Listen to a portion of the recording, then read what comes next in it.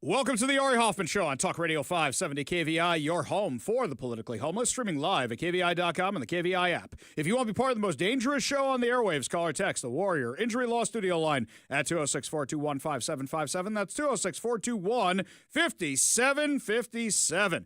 Coming up this hour, Katie Wilson is now shilling for violent illegal alien criminals. Tell you all about it, but before we get to any of that, time for your daily dose of adrenaline. You want me to stick this into my heart? Are you f***ing nuts? I can't understand what took so long to arrest this guy who allegedly placed the pipe bomb outside of the RNC and DNC headquarters on January 6, 2021. I don't understand it at all. I'm going to save you a little bit of time. There's a whole bunch of clickbait articles out there that say, what we know about the January 6 pipe bomber. They have released very little personal information about this guy. Let me save you some time. Brian Coles was living with his mom at the age of 30. That's about all we know. Some people are trying to make this a racial thing. I don't have the evidence to make it a racial thing yet at this point. I'm not going to judge it just based on somebody's skin color, even though there's some people on our side who are doing that. Right now, what we know is for almost 5 years, this case has just sat there with the FBI. And if not for the Trump administration, it may have sat there for even longer. This guy wasn't hiding out. He was living in his mom's house. And this guy was not exactly a criminal mastermind. How did they find him? Cell phone tracking data and credit card receipts. Did you never see National Treasure? Do you know why Benjamin Franklin Gates Jr. couldn't go back to the house where he had the clean room to analyze the Declaration of Independence? Because he bought the replica of the Declaration of Independence / the real Declaration of Independence at the formal gala celebrating the anniversary. And as he was leaving, Riley says to him, you used your credit card, you're on the grid. Did you never see National Treasure? Very popular movie about 10, 15 years ago. I love it. I even like that second one. Bummed out there was never a third one. He used credit cards to buy the bomb-making material. He had his cell phone on him, which is a human LoJack. You know what I did to my daughter? This is great. My daughter, I'm not going to say which police officer recommended this, but he goes, if you're worried about her daughter, give her this watch as a present. He told me which watch to buy. And she would be so excited because she didn't have a cell phone yet, but she could call like 3 friends and us. Oh, look, I got a cell phone. It's a human LoJack. Do you know why I was thrilled when I had the cell phone for my kids? I mean, worst parenting decision, giving it to them before they were driving. But once they were driving, I knew where they were at all times. Human LoJack system. Not a criminal mastermind. So why did it take 5 years to find this guy? 5 years. Trump administration apparently picked up a cold case. This is what Pam Bondi said today. This cold case languished for 4 years until Director Patel and Deputy Director Bongino came to the FBI.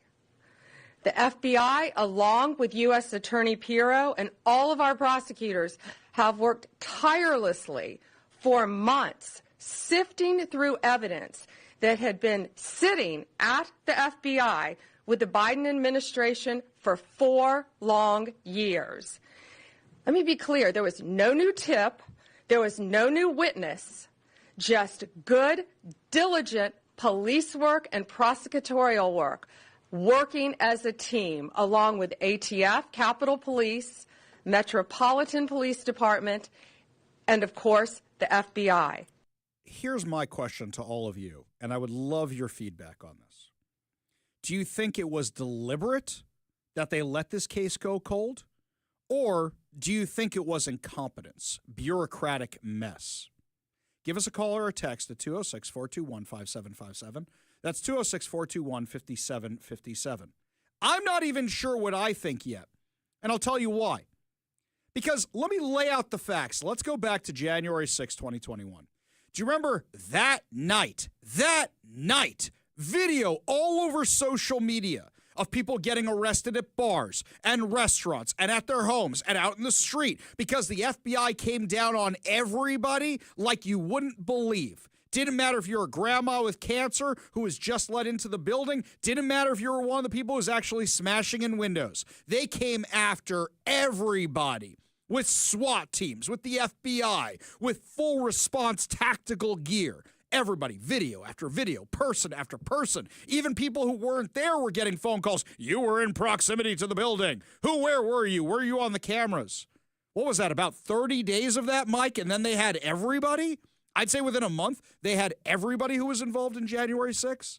Now let's break down what we know about January 6th. What we know is there was a riot going on one side of the building, and on the other side of the building, Capitol Police were letting people into the building. We know that some people were walking off with Nancy Pelosi's laptop and podiums, and some people thought they were on a tour allowed to be in the building. We know that some people put their feet up on Nancy Pelosi's desk, and some people were just like, oh, the rotunda, isn't that pretty? Look, a statue of George Washington.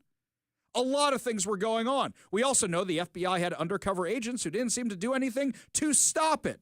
We also know some people who are part of BLM were part of these riots. A lot was going on. But what I don't understand is they went after everybody for January 6th. Why'd the guy who put the pipe bombs get a free pass? Is it because of a skin color issue? Is it because of laziness? Is it because of bureaucracy? Is it because they assume that a now 30-year-old who was then 25, who's living at home, might lean their direction? Is it because they assume that somebody who puts a pipe bomb at both the RNC and the DNC might be more of an anarchist? We don't actually know the answer to that question. So do you think it was intentional, or do you think it was bureaucracy?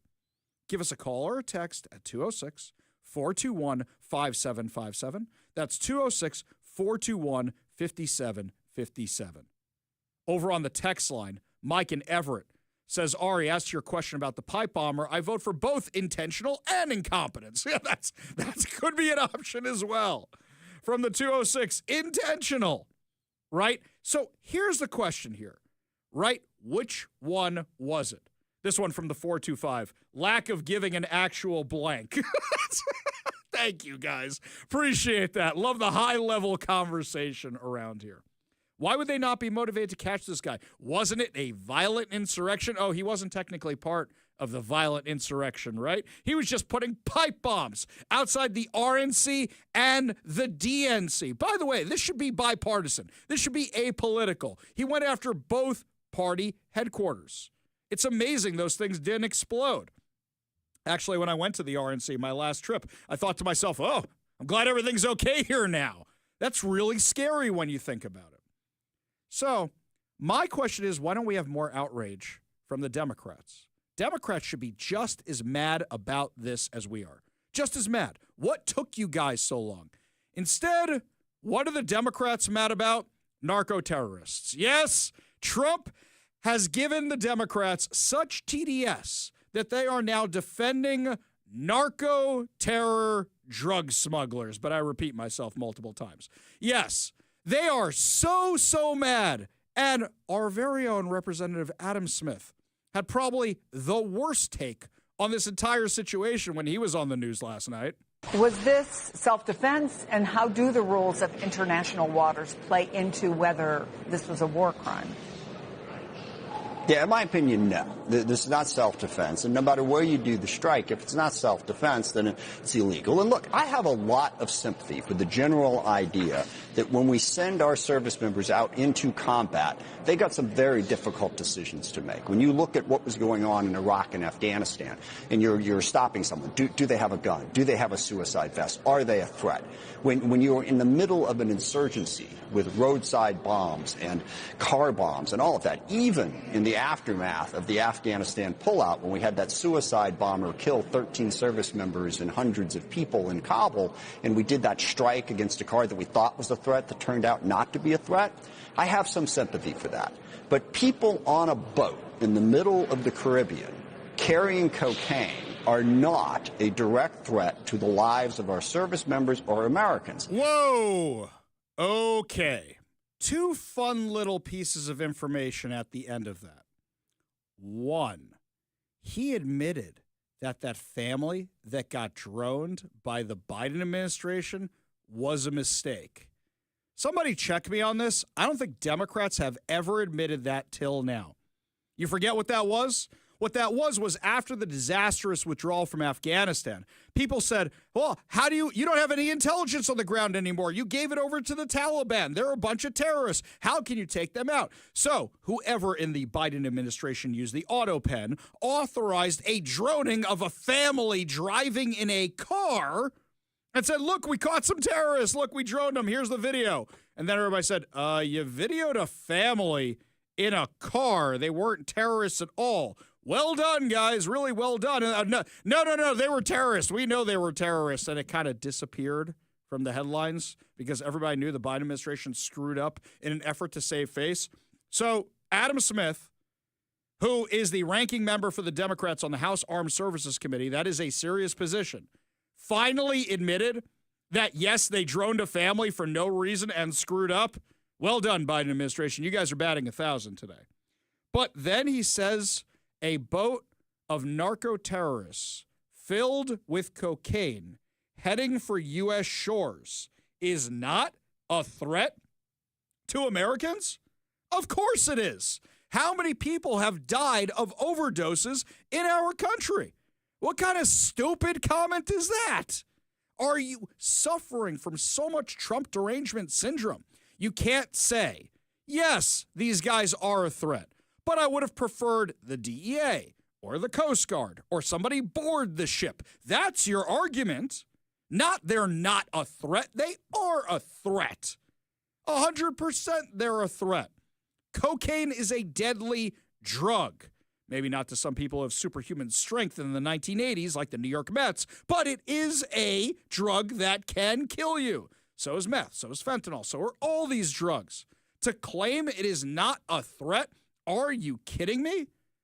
What does the president have to say about what he's doing? I don't know what they have, but whatever they have, we'd certainly release, no problem. You know, we stopped every boat we knock out, we save 25,000 American lives. That's right. And if you look at our numbers, the drugs coming in through sea are down 91%.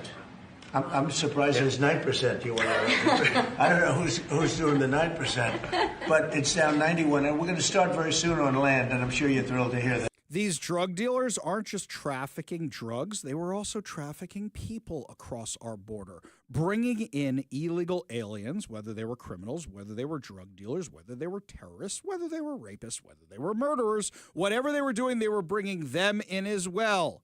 How many angel families who lost their kids because of somebody who never should have been in this country in the first place, who was smuggled in? If you have to smuggle things in, you are breaking the law. And now the entire Democrat Party is on the side of narco terrorists. The entire Democrat Party is on the side of drug dealers. Some of you are going to say, Ari, this is nothing new. Look at Seattle. We've been on the side of drug dealers for years now, allowing what's going on here. But now you literally have Democrats calling people who are enforcing the law against these narco-terrorists, against these violent illegal aliens. She's calling them terrorists. This is our very own Representative Pramila Jayapal, Democrat from Hamas. Lawlessness of this administration and the cruelty is deeply hurtful, and it is terrorizing people. We're hearing about people who are not going to doctor's appointments, not getting their dialysis treatments, not getting their cancer treatments, not going to work, not showing up at their child cares or their schools, in whatever profession they're in, because they're terrified. And that is just so outrageous and so out of the any kind of a norm and it's going to hurt us. It's going to hurt our economy for sure, and it hurts our democracy and who we are as a country. So enforcing the law hurts our democracy. By the way, lady, it's actually helping the economy, so spare me that nonsense. You have no idea what you're talking about. So the lady who supports terror groups is supporting terror groups? The lady who supports terror groups is supporting criminals? In other news, water wet, by the way. I got this great text here from Jim in Port Orchard. Tell the Coast Guard chief's family in California that a narco in a boat isn't a threat. He was killed when they were trying to board a boat last week. Maybe that's why they're not having the Coast Guard do it. Maybe that's why they're not having the DEA do it, because one Hellfire missile, boom, you're done. No risk to U.S. service personnel. Only risk to the cartel members. Oh, by the way, you know this whole little scam they're talking about, that Pete Hegseth ordered it? You even heard KVI News at the top of the hour saying that's been debunked. So the Washington Post ran a fake story with shoddy information that was debunked by the New York Times, been debunked again. But this is all they got. This is all they got. You know, the Coast Guard, out of any service per capita in the Vietnam War, took some of the most casualties because they trained these guys to do rescues. They didn't train these guys to patrol the coastline of Vietnam. They trained them to patrol the coastline here in the U.S. Coast Guard took a huge amount of casualties during Vietnam, and people like to overlook that kind of thing. President Trump, by what he is doing, is saving U.S. service members' lives, and he's saving American lives. If we have a war on terror, these are enemy combatants, and taking them out should not be controversial. But the Democrats have lost their minds so much that now they're on the side of the narco-terrorists. Absolutely crazy. Absolutely crazy. We go to the Warrior Injury Law studio line. Take a call from Jay, who's living in Idaho. I mean Bothell. Sorry about that, Jay. What's going on? Hi, Ari. How you doing? Thank you so much for your show. You give across such great, insightful information. I wanted to make a couple of comments. First, on the pipe bomb. I think that since it was done on the RNC and the DNC, I think the Biden administration kept it quiet. Had it been only the DNC that was targeted, they would have made a big issue out of it.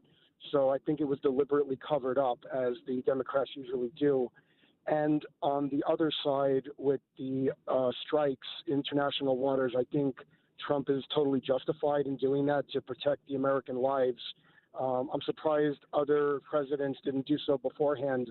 And again, the Democrats are just trying to find another reason to try to attack him and his administration, because I think they just want to turn this country into a third world nation, which is really disappointing. But I'm so thankful for you and a couple of other talk shows that make us aware of what they're doing. That's very kind of you to say, Jay. And I'll tell you this, I agree with you, by the way. I think it's a little different. Here's where I disagree with you, just a smidgen. I think you're right on everything you're saying. I don't think they're trying to turn us into a third world. I think they're accidentally turning us into a third world where they think if they bring everybody here, they can fix everybody. And if they can't fix them, they're addicted to government services. And if they're addicted to government services, they can push more and more towards socialism. Because if you get more and more people who are voting for you based on the handouts they get for government, they're going to vote for the Democrats, not the Republicans. I don't think they mean to turn us into the third world. I think they mean to import the third world and think we can save everybody with that white savior guilt, right? Yeah. I know some people that are, like, I guess, guilty because they're, maybe they're white and they vote liberal just because of their guilt. I know a few people that do that.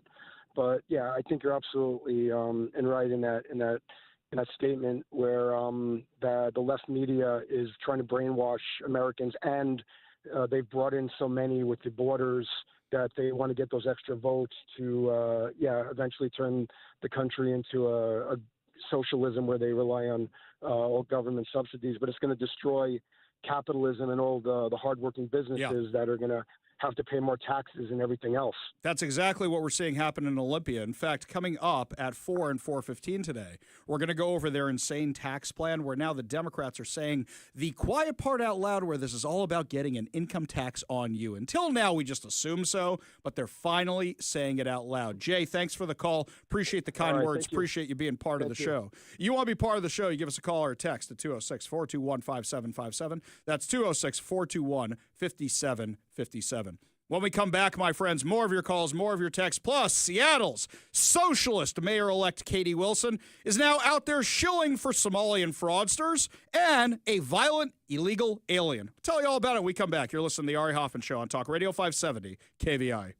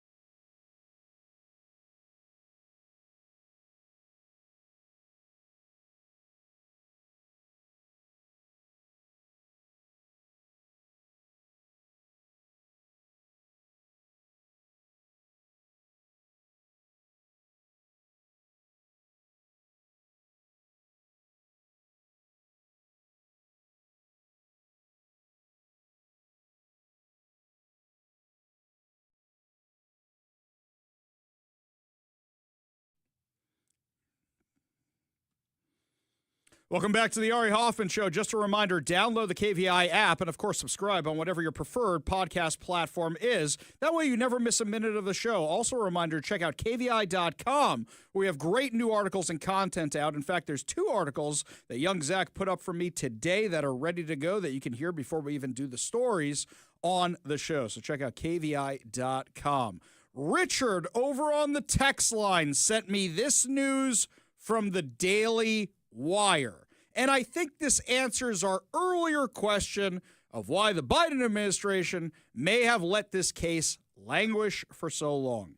Brian Cole Jr. worked for a bail bonds company run by his father that worked to free illegal immigrants from ICE facilities and sued the Trump administration's Department of Homeland Security. Weeks before the 30-year-old Cole allegedly planted pipe bombs at the headquarters of the Democrat and Republican parties on January 6, 2021, a court ruled against the company in its lawsuit attacking the Trump administration on immigration issues. An FBI affidavit in the case notes that the suspect works for a bail bond company and lives with his mother. Later in 2021, the company held a press conference bemoaning anti-black racism with a left-wing attorney. Cole Sr. and Benjamin Krupp, who represented the family of Trayvon Martin, attempted to sic the Biden Department of Justice on a local Tennessee prosecutor who had raised questions about the bail bond company. Now, I'll tell you this, guys. This doesn't mean that these are the motives of the suspect. This means this is the family the suspect grew up in. These are the motives of his father, and he lived with his mother. So this is all accurate. This is all correct. Doesn't mean this is his motivation. I think the signs are pointing in that direction. I wouldn't subscribe to it fully yet, but we will find out. Richard on the text line. Well done, sir, for finding this. Thank you very much. We go to the Warrior Injury Law Studio line. Take a call from Les and Alan. Les, what's going on? Well, you were playing a clip there from Pramila Jayapal talking about how people are afraid to go to their doctor's appointments, their dialysis or cancer treatments and stuff like that. And I'm wondering, well, if they're here legally, why would they be afraid to do that? Great question. Well, here's a second question for you, which actually I saw over on the text line. Second question is, are we paying for cancer treatments for illegal aliens? That's what I was about to ask. I know people come here legally for cancer treatments from Canada, those that can afford it and not waiting for the Wait a second, Les. Wait, I got to stop you there. Are you saying that socialized medicine in Canada doesn't work and you have to come to places like the U.S. for treatment? Funny how that works. Yeah. I mean, look, I wish we could heal the world, just like Michael Jackson says. I wish we could make it a better place for you and for me and the entire human race, just like MJ said. But we don't have the money for that. We don't have the resources for it. Now, here's something else, Les. You live out in Allen, so maybe you haven't noticed this. Mike, have you noticed this? Traffic's gotten a lot lighter recently. I notice this when I come to work. There used to be more backups in the morning.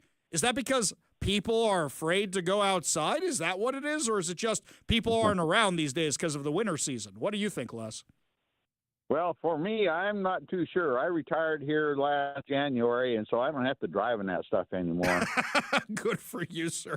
Good for you. Great call. Appreciate you being part of the show. You want to be part of the show, you give us a call or text at 206-421-5757. That's 206-421-5757. I think once somebody finds the social media accounts of this person who's the suspect in the bombing, we'll probably find out more. But I wonder if they were scrubbed already. Because apparently the Biden administration had all this information back in 2021, decide not to do anything about it. You know what I think we're going to find out just based on this info, Mike? This is my guess. This is all speculation.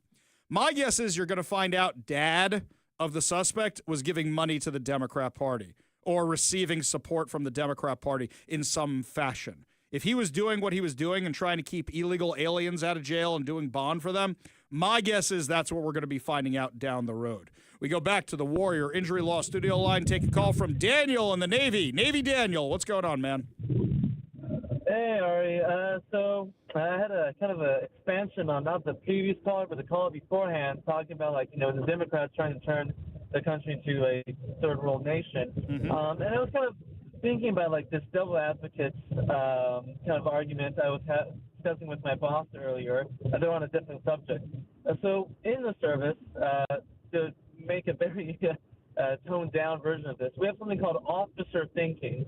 You know, you're an enlisted guy, you know how things actually work, you know all the circumstances, and then an officer comes around and says, hey, I had this idea about how we could do this instead. And you look at him because you realize he hasn't realized any of the circumstances around and how his plan, like, oh, it might be nice in your head if you don't consider 50% of what's going on around you. I think this is really what's going on with, you know, the Democrats. And honestly, I think it's a lot of people, because there's so much information out there, there's so much learning on every single subject that people, they don't have the humility to be able to say, you know, maybe I'm wrong about this. Maybe something I don't actually have the ability to understand this fully.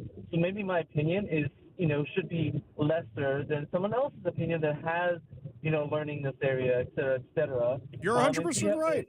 Yeah, Daniel, I think you're 100% right. I mean, that's why, look, there was a gap. Richard saw that story before I did, sent it over. We updated our information. A lot of people will not do that. They'll go, nope, I'm right. I'm sticking to my theory. I'm not moving off that. Plus, Daniel, I think what you're saying with officer thinking is that when Captain Kirk said that to Valeris on the USS Enterprise in Star Trek VI, that they should serve Romulan ale to the Klingons, that was a really bad idea, but he went ahead and did it anyway? Is that what you're implying? Because then, at the trial of Captain Kirk and Dr. McCoy for the assassination of Chancellor Gorkon, General Chang could say, I saw that you consumed a huge amount of Romulan ale, and use that against them in their case and send them to the penal asteroid of Ruapente, right?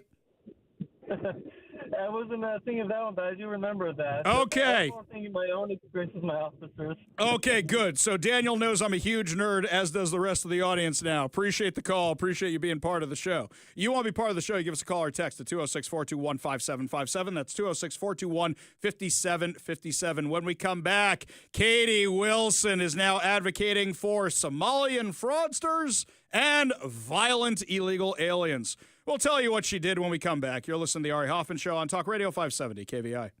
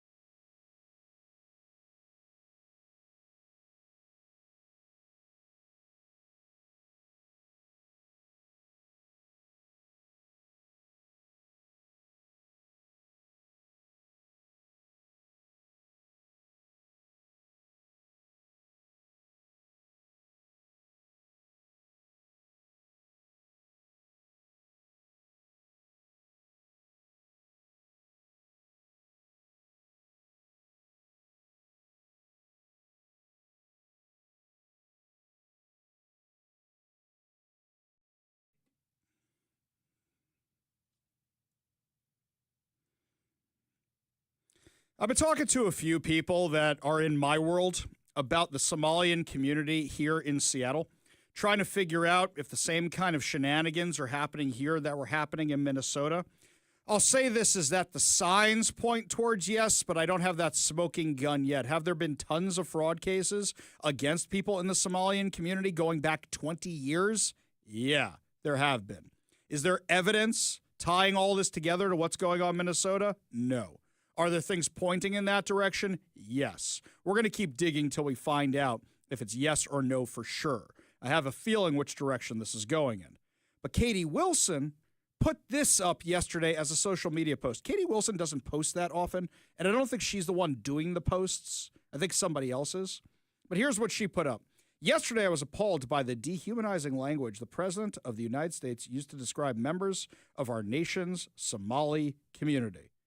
Okay, that's only the first part of this statement. Somali community. Okay, you're upset about it. So you call for better political messaging? You call for not saying whatever you think might be racist? You call for turning down the rhetoric? What? Then it just stops. Kind of odd. Okay. Today I've learned that ICE intends to deport Greggy Kuya G. Sorio, who's being held for months at the Northwest Detention Center without proper medical care. Kuya G. What is he, a rapper or something? So I went to the Google machine. Wanted to see who Greggy Kuya G. Sorio was. Look, when you have a name like Kuya G, you're either a rapper, a poser, or you're a gang member. Okay, so which one do you think we got this time?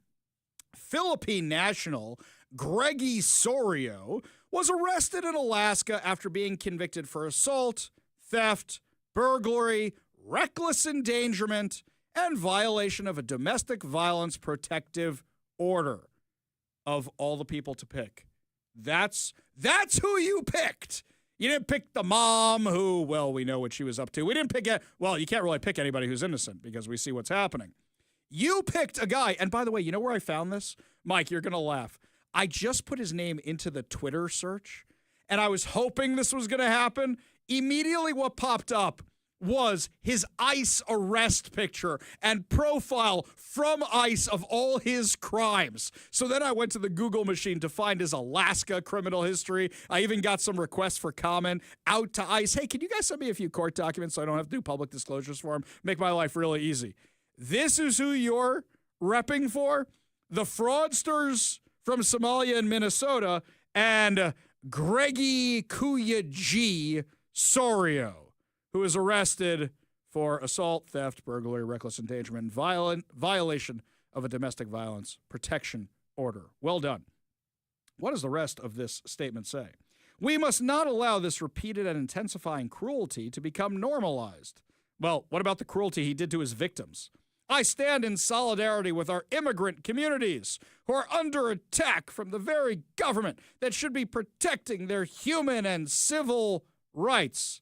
What about the human and civil rights of his victims from assault, theft, burglary, reckless endangerment, and violation of a domestic violence protective order? I guess believe all women is right out the window, right? As mayor, I will do everything I can to stand with the targets of this needless aggression. I will work to make sure that every resident of our city feels safe, secure, and respected. This is your city. Okay, I love that she put her little tagline under that. Mike, anybody here from Seattle in any of these things we've talked about? Any of them? How about no? Right. So the guy from Alaska who's from the Philippines, he committed his crimes in Alaska, but he's from the Philippines, and the Somali fraudsters in Minneapolis, Minnesota. Anybody there from Seattle? Anybody? No. Okay. Can anybody claim this is their city from those lists? No. Thank you, Baby Yoda. Appreciate that. What the hell are we doing here? Pure virtue signaling. And by the way, terribly written statement. I assume this was written by her using some help from ChatGPT. Because this doesn't sound like the other stuff she puts out. She can't help but sound stupid, but you could tell somebody else was coaching her. Do this, do that. I get it. It's a little bit more professional. This just sounds like a dummy head wrote it. So I assume this is an OG, an original, a Katie Wilson original, right? Mike looks like he's got something to say. He's shaking his head over there. I'm just agreeing emphatically. She's a real dummy. She is a real dummy. And also, don't let the information get in the way of your hashtag branding. It's like, first of all, can we talk about the whole hash brown, this is your city nonsense? First of all, I can't divorce that from watching that Dark Knight Rises movie. It's like, okay, Bane, whatever. She's like, oh, I'm Bane. I give it to you, the people. Stupid. Well, it's like, what does that even mean? It's almost like this. Well, Bruce Harrell had a dumb hashtag, one Seattle. So now she needs a dumb hashtag? I don't remember Jenny Durkin having a dumb hashtag. I remember her saying, oh, it's going to be a block party, a street fair. We could have the summer of love. I don't remember a dumb hashtag. I just remember dumb sayings. Maybe the dumb hashtag was so you wouldn't have dumb sayings. This is so dumb. You know what I think of? I don't think of The Dark Knight. I think of, you have failed this city. That's what I think every time I see the this is your city business. Also, it's 2025. You don't need dumb hashtags anymore. Also, here's something else. You use the hashtag over on the X. It actually messes with the algorithms and they deprioritize your stupid hashtags. Wow. The unbelievable stupidity. But, you know, the fact that Katie Wilson is such a dim bulb makes sense. This article here in the Seattle Times, buried down below, I read this out loud yesterday.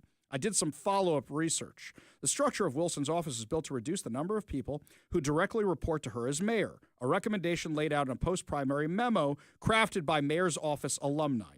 By consolidating department oversight under one person, the hope is to elevate the expertise contained among longtime city staff while greasing the skids for collaboration. So basically, she's not running the city. She's not. Who's the guy who is running the city, her chief of staff? Brian Surratt, who was the city's policy lead on the disastrous minimum wage hike. That's who's going to be in charge. Oh, bravo.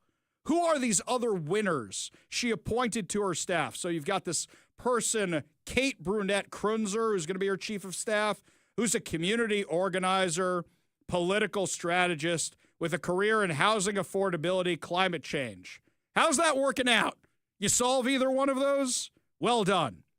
She previously served as the treasurer for Wilson's Transit Riders Union from 2018 to 2022. So you're the one who can't get in the paperwork on time. And now you're going to be the chief of staff for the mayor? Oh, wonderful. Jen Chan, director of departments. She's worked for the city government for 25 years, including the deputy superintendent of Parks and Rec. Yeah, they're doing a bang-up job, aren't they? Senior operations manager in the mayor's office. Policy and fiscal advisor in the mayor's office. Aren't they underwater? Aren't they in debt? Most recently served as deputy executive director of the Seattle Housing Authority. Oh, great. Homeless Inc. Seferiana De Hasagawa was named Director of Communications, political communications strategist who previously worked for Elizabeth Warren and Pramila Jayapal and did organizing on the Fight for 15. The minimum wage thing. Great. Fantastic. What an amazing, amazing staff she has put together here. This is great. Surratt's going to be deputy mayor. They're all going to be answering to him. So this guy, Brian Surratt, who led the increase the minimum wage, which led to less hours for workers, he's going to be running the city. Well done. Just absolutely fantastic. This is going to work out great. When we come back, my friends, apparently the U.S. government is cutting ties with the Boy Scouts. Oh, wait, they're not called the Boy Scouts anymore. We'll tell you what's happening when we come back, plus more of your calls, more of your texts. You're listening to the Ari Hoffman Show on Talk Radio 570 KVI.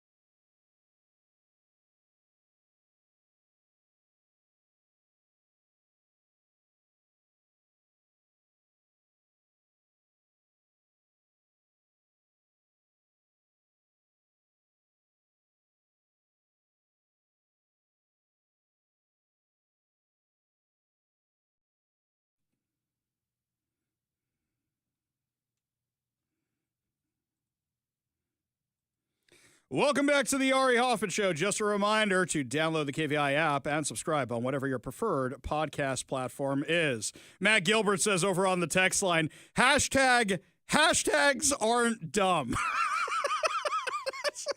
That's great, Matt. Appreciate that. Really, really do. This one here, John in Auburn. Ari, the hashtag used to be called the pound symbol. Ah, yes, I do remember that. When kids started saying hashtag, I'm like, what's a hashtag? How would the Me Too movement deal with that? Oh, that's not nice, John. That's not nice. Funny, but not nice. We go to the Warrior Injury Law Studio line. Take a call from Dave in Puyallup. Dave, what's up, man? Hey, Ari, I got some good news for you. Yeah. From the Daily Dead Fish Wrapper, the New York Post, I found on good authority that Katie Wilson is second cousin to Kamala Harris. Shut your face. She is not. What? No, you just say from her verbiage you might think so because it's a word salad, right? That's right. Yes, there we go. I do like that. That's funny, though. I appreciate the humor, Dave. Appreciate you being part of the show. Maybe we need to start doing Deep Thoughts with Katie Wilson. Oh, Dave, yes, that's what we're going to do. Deep Thoughts with Katie Wilson. We need more deep thoughts from her so we can do that. Appreciate the call. Appreciate you being part of the show. You want to be part of the show, you give us a call or a text at 206-421-5757. That's 206-421-5757. Switching gears over here to something Pete Hegseth said. He's talking about the U.S. government cutting ties with the Boy Scouts. Now, you know, the Boy Scouts got sued, so they're not the Boy Scouts anymore. They're just Scouts, right? You sure you got all that they're just Scouts? Okay. So here's something I learned years ago, is that there are reasons you have different things for boys and different things for girls. For example, when you have a boy, he wants to play Xbox. How did I learn this? When I used to run a tea lounge for middle schoolers, we used to have co-ed nights. And the co-ed nights, the boys wanted to play the video games, and the girls didn't want to play the video games. So what would happen was the first few weeks out of the year, the boys would show up, and they'd play the video games that we have there, and the girls got bored, and eventually they stopped coming. Okay, cool. So now you have a problem. The girls aren't interested in being there anymore. So what we started doing was actually not because of religious reasons, not because of any gender stuff. We just started separating them because boys are different from the girls. So what happened was we have the teen lounge night where the boys show up and they play the video games, and we have the youth night where the girls show up and they do different arts and crafts projects, they do baking projects, they do other things because they want activities. They're not happy with just the video games. You got to treat the boys and girls differently. You got to do that. Especially because in something like the Scouts, where you're doing a lot of co-ed stuff, it also leads to co-ed drama. You don't want co-ed drama. You don't want to deal with that. As a former youth director, I can tell you that was one of the more annoying parts of this. But also, there's certain things boys like to do. There's certain things girls like to do. What, you never saw Troop Beverly Hills? Look at that. So now we know that they're talking about rolling back what the Scouts get to do because the organization has gone, well, it's a disaster right now. So the Boy Scouts of America was officially chartered by Congress in 1916 for one purpose, quote, that the purpose of this corporation shall be to promote, through organization and cooperation with other agencies, the ability of boys to do things for themselves and others, to train them in scoutcraft, and to teach them patriotism, courage, self-reliance, and kindred virtues. While the official charter did not necessarily make the Boy Scouts of America officially a part of the U.S. government, it's given them many perks over the years. Like, for example, the law that gives the Boy Scouts of America access to military bases, according to Not the Bee, their facilities and use of their vehicles at the discretion of the Secretary of Defense. NPR reports that those perks are coming to an end under Secretary of Defense Pete Hegseth.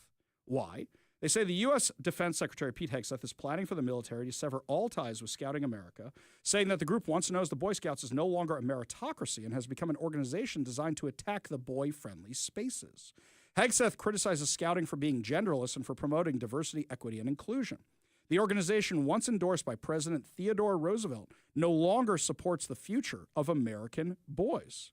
NPR is pretty sure Hegseth lacks the legal authority to do this because these laws are passed by Congress. However, the law says the support comes at the discretion of the Secretary.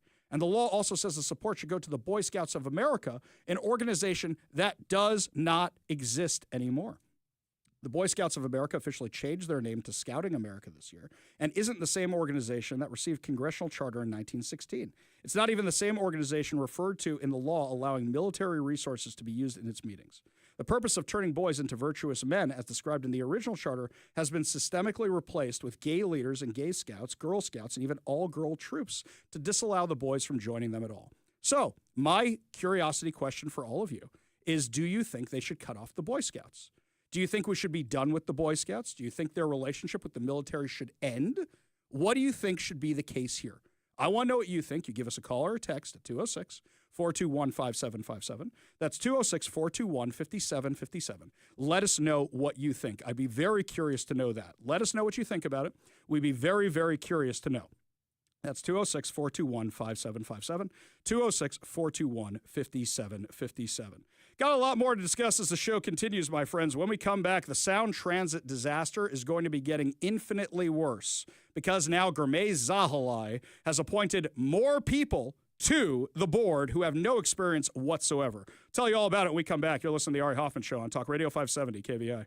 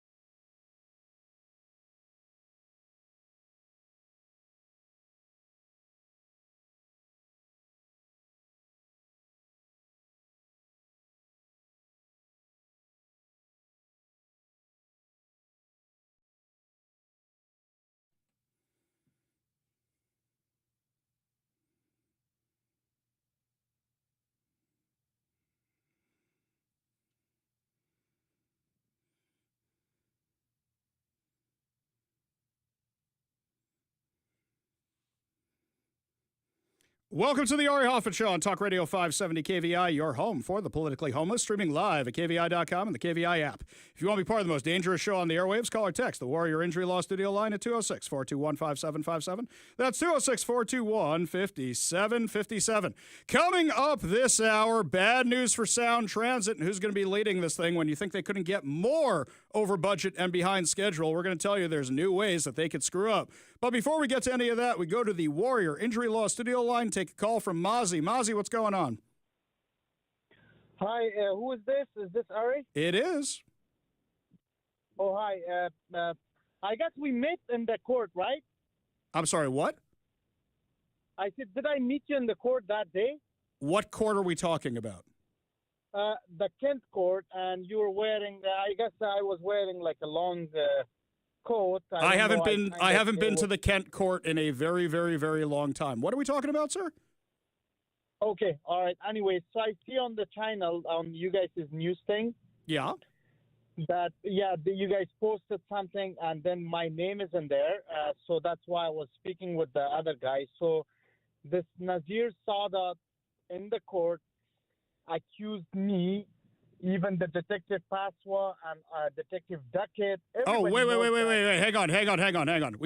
We're live on air right now, Mozzie. You know this, right? We're live on air. So let's explain this to the audience for a second so they know what we're talking about. We're talking about the guy who's on trial right now for allegedly killing his wife. That's what we're talking about, that case? Exactly, yes. Okay. All right. Now I'm with you.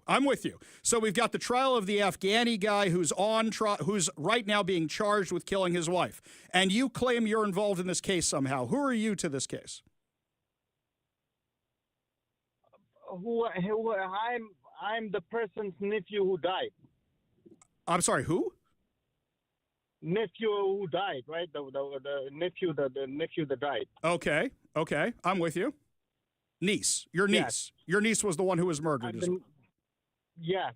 Okay, I'm with you. So, yes, your channel posted something, and I read that was totally wrong, and that's why I called to make sure that you guys updated it or get it right. I'll tell you what, Mozzie, I'm going to have you do this, okay? I'm going to give you my email address right now, okay? I'm giving you my email address, okay? I'm happy to work this out with you, okay? I'll give you my email address, ARI at KVI.com.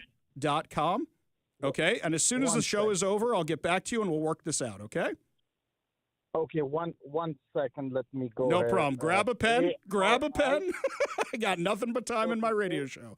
ARI at KVI.com, okay? KVI.com. Yeah, because it's just based on the court documents. So you tell me if there's an issue. Maybe there's an issue in the court documents. We'll clean it right up. No problem, okay? Okay, thank you so much. That's what we want. And if you have a time, sometime, I want to come. You know, I need to speak with Netflix people, with you people, with everybody around, because there would be a big documentary. You guys, your channel or whoever wants to make out of this. I have the paperwork from the Covington Hospital, 3-time visit and 3-time paperwork that clearly shows Sadat was paranoia and he had insomnia. I have all his medicines and everything. So I was there with him for 2 nights in the hospital. So there's a lot going on that nobody knows about it.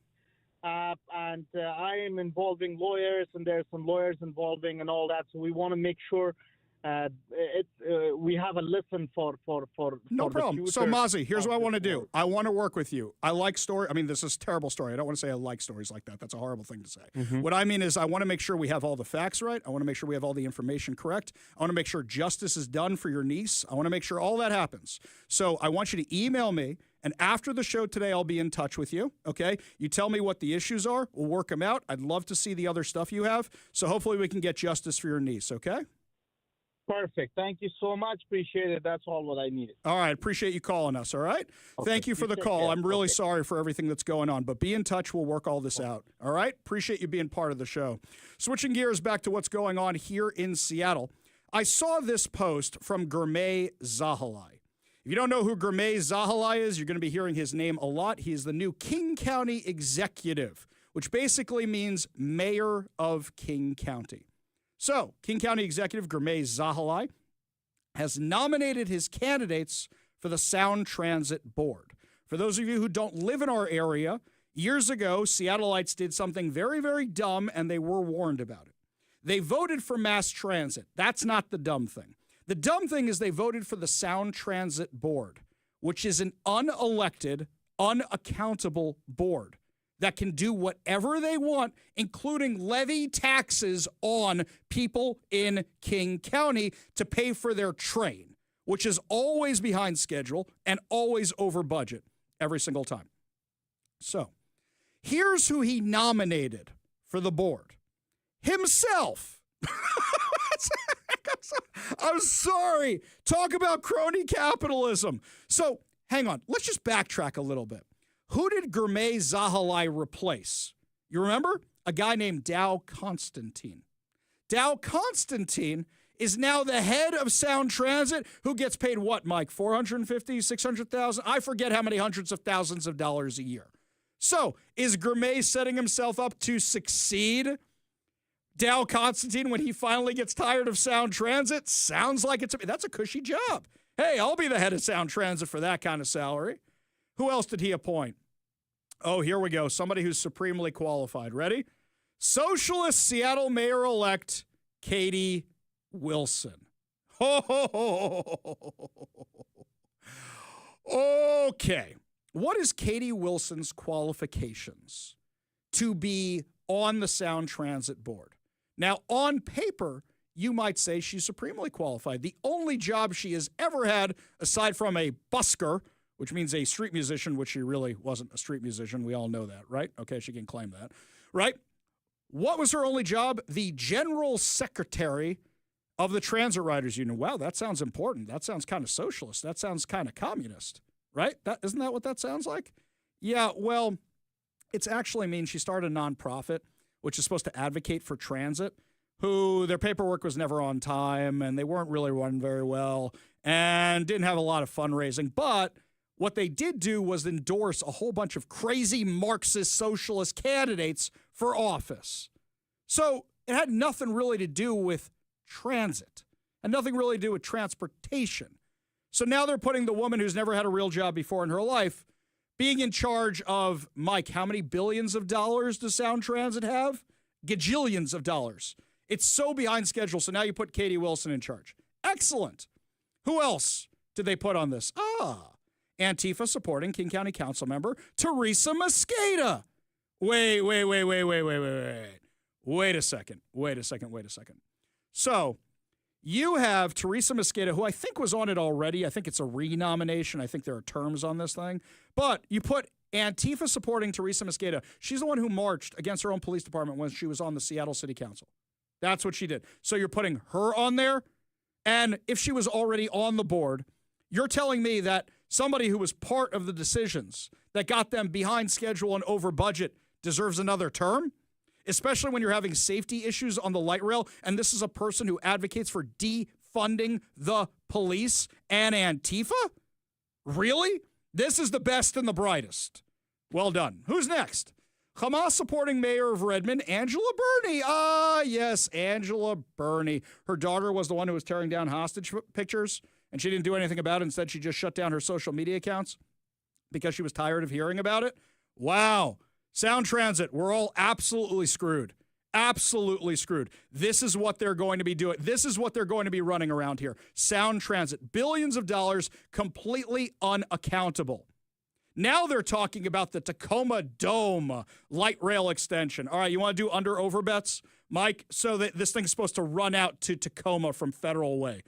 They're opening the Federal Way station soon, right? Is that this weekend? They opened it already. Okay, they just opened the thing. So they're going to run this thing out to Tacoma. Wonderful, fantastic. They say 2035. Anybody want to place bets on whether or not it's going to be open by 2035? Well, based on the rest of their schedule, I'm betting on 2045. 2045. That is my guess about how long this is going to take. They say the light rail extension is projected to begin in 2030 with passenger service starting in 2035. I don't think you're going to make your deadlines. Also, how are you affording this? You guys are billions of dollars behind where you have to be, which just means more taxes and more taxes and more taxes, even as the ridership is going down, even as the population around here is going down. What are you thinking? Meta, which is Facebook and Instagram, as we revealed yesterday, has scrapped their plans to expand here in Washington. Amazon, Microsoft, all the tech companies have all had layoffs. If this is meant for commuters, you guys missed the boat on that one. And it ain't going to work out for you. There's going to be less and less people, which basically means Sound Transit is just going to turn into a mobile homeless shelter. That's it. Meanwhile, as if that wasn't bad enough, now you've got representatives, our congresspeople, are asking for more money to repair highways around here to get them ready for the World Cup. First of all, that money never translates. It's just like with sports stadiums. Whenever they say, oh, it's a great investment for the city, the math never works out time and time again. But I have a question as soon as I saw that we have Congress members who are asking the federal government to fix our highways around here. Where's all the money Washington State is supposed to spend on that? Where's all the money WashDOT is supposed to spend on that? They blew it on other dumb things. So because they blew it on other dumb things, they don't have it to fix the freeways. And because they don't have the money to fix the freeways, now they're asking the federal government for a bailout. Shouldn't give it to them. I was mad when I found out Sound Transit is still getting federal money. Shouldn't give it to them. Where is the accountability? Where's Doge when we need them? They need to be accountable, but unfortunately, we elected a completely unaccountable board. Completely unaccountable. And I know somebody who's now on the Warrior Injury Law studio line is going to want to chime in about this. I was expecting your call, Transit Joe. Transit Joe, set me straight if you think I'm wrong. Ari, we never voted for the Sound Transit Board, and that's the problem. The people who are on that board need to be directly elected. And there are reports that Jermaine Salahay is working to remove Claudia Badass Uchi, who has decades of experience as a mayor, as a Sound Transit board member, off of that board. And if this is true, we should all be outraged. Well, wait a second. Joe, you had me, then you lost me, okay? If he's working to remove Claudia Balducci, I completely agree with that decision because she's been on the board that's been incompetent. Now, mind you, he'll probably replace her with somebody more incompetent, but we did vote for this, Joe. I'm going to tell you how. It was in the initial authorization for Sound Transit and creating this whole project in the first place. We voted for this board that is unelected and unaccountable. And we need to fix that with an initiative. We should be able to vote for great transit heroes like Vanessa Kritzer and Claudia Badass Uchi. Wait a second. Wait, Joe, before you do one of your speeches, okay, I got to ask you this. Is Vanessa Kritzer on the Sound Transit board right now? No, and she should be. She's smarter than everybody else in the county. I'll give you Vanessa Kritzer. Claudia Balducci, how long has she been on the transit board for? At least 12 years. Okay. She's been on it for 12 years.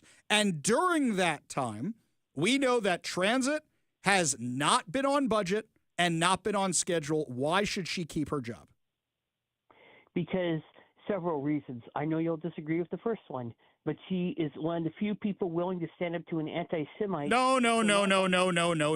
Joe, that's not about trains, okay? We know that anti-Semites are usually big on making the trains run on time. Sorry, bad joke. All right, but here's the thing here, okay, Joe? All right, that is not relevant to this. What is her train experience? What is her actual train experience, aside from being on the Sound Transit board where clearly she failed?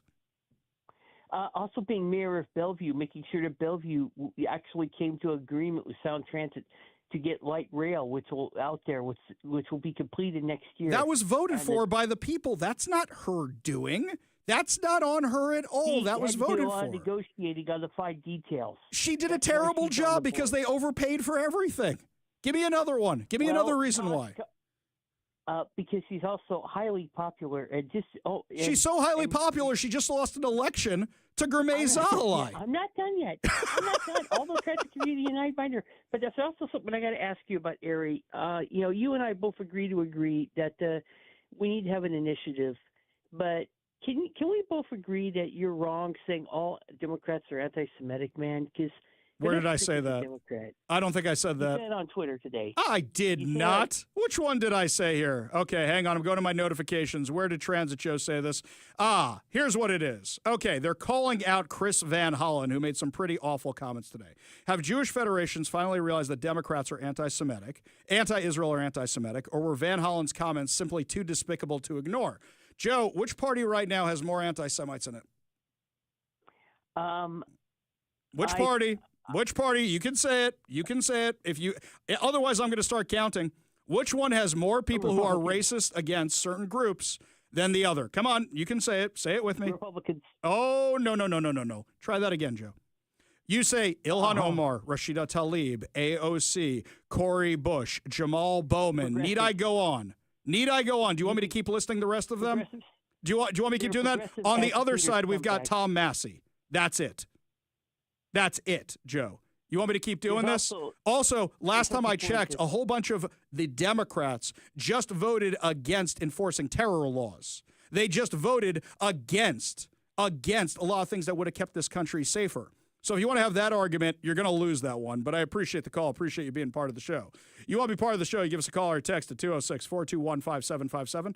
That's 206-421-5757. So some people are saying I'm mispronouncing Gourmet Zahalai. Sorry, guys. Tell me what the correct pronunciation is.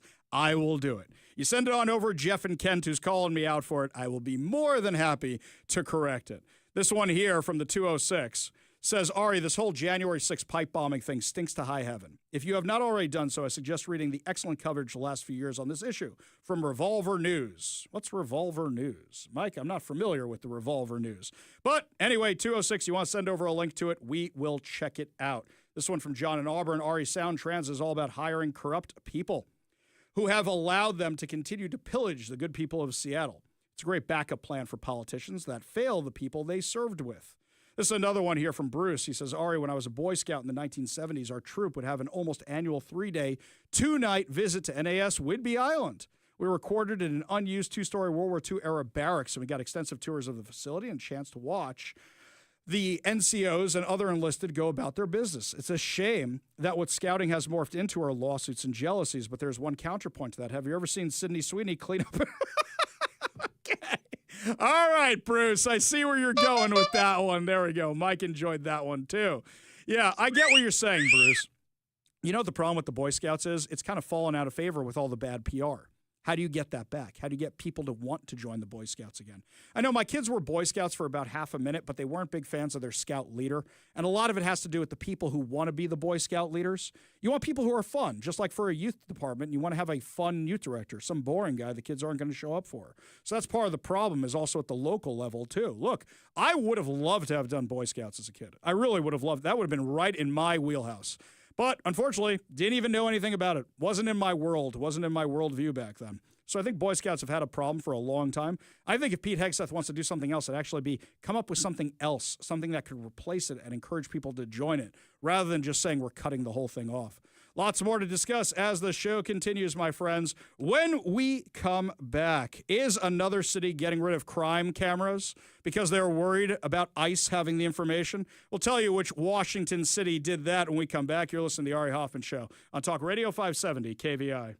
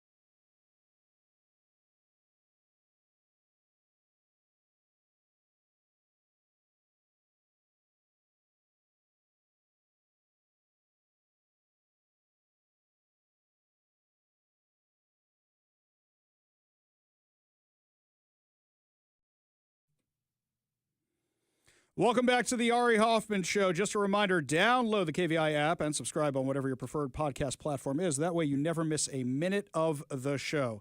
Every time I see a story like this, I have to go and check the date on it to make sure we haven't covered it already, because unfortunately it is so common. Tell me if this sounds familiar to you, and yes, it's dated yesterday, December 3rd. From Pierce County, deputies responded to an attempted ATM burglary at Walgreens in University Place early Wednesday. Wait a second. Do you know what the difference is here, Mike? It's attempted. They didn't actually get the thing. Change of pace. The Pierce County Sheriff's Office said around 3:30, deputies were dispatched to report burglary in progress at a Walgreens on the 2600 block of Bridgeport Way West. As deputies arrived, witnesses reported that a stolen truck and 3 suspects fled westbound on 27th Street West while dragging an ATM behind the vehicle. Wow, straight out of that Dukes of Hazzard movie. During an area check, a deputy located a second suspect vehicle in a nearby neighborhood as suspects attempted to recover the ATM after it broke loose from the first truck. The suspects again fled, leaving the ATM behind. The suspect vehicle was later found unaccompanied in Tacoma. Investigators believe the incident was a coordinated ATM burglary involving multiple vehicles and suspects. The Pierce County Sheriff's Office is asking for the public's help in identifying the suspects and the vehicles used. How many times have we had a story like this? You steal a car, use the car to bash in the opening of the store, you hook up a chain to whatever you want to steal, whether it's a safe, whether it's an ATM, whatever the case may be, and you bolt. How many times have we had a story like this? Yeah, I don't think the criminals got the memo about now police can pursue criminals. I think they're still operating. I don't think they listen to updates on the Washington State Legislature. Just a guess. Just a guess. Meanwhile, got a lot of other stuff happening. Let's go back to Seattle. Several dozen people gathered near the Othello Link Light Rail Station on Wednesday to protest the Seattle Police Department and its handling of a deadly shooting that happened there this week. The event, organized by the Seattle Alliance Against Racist and Political Repression, demanded that SPD reveal the man's identity and that all the officers involved in the shooting be fired. Okay, can we go over the facts of this case for a second? A half-naked man waving around a gun at police officers, so they opened fire at the guy. It was near the Othello Link Light Rail Station at 1 o'clock in the afternoon. Given the fact that not that many people ride this thing, and it was 1 o'clock in the afternoon when people aren't commuting, I assume there weren't that many people around. I know where this thing is. Sometimes during rush hour, you see some people coming off that train. It's right near the Kami Coffee Shop, right over there. Oh, what, did they get mad that a bullet went through their Palestinian flag mural they got on the back of it? Whatever.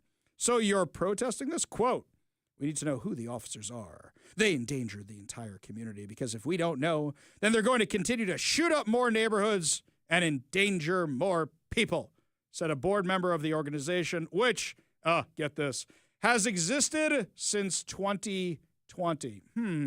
Why would the Seattle Alliance Against Racist and Political Repression come into existence in 2020? Well, number one, people were bored because they had nothing else to do because it was COVID. But number two, you mean during the rioting with George Floyd? Hang on, out of morbid curiosity, I'm going to save the name of this organization. We're going to save this for later. And I think Doge Washington is going to find out how much money these guys get of your tax dollars, because I bet you it's probably a lot. Callers to 911 on Tuesday said a shirtless man was walking south on Othello Street waving a gun.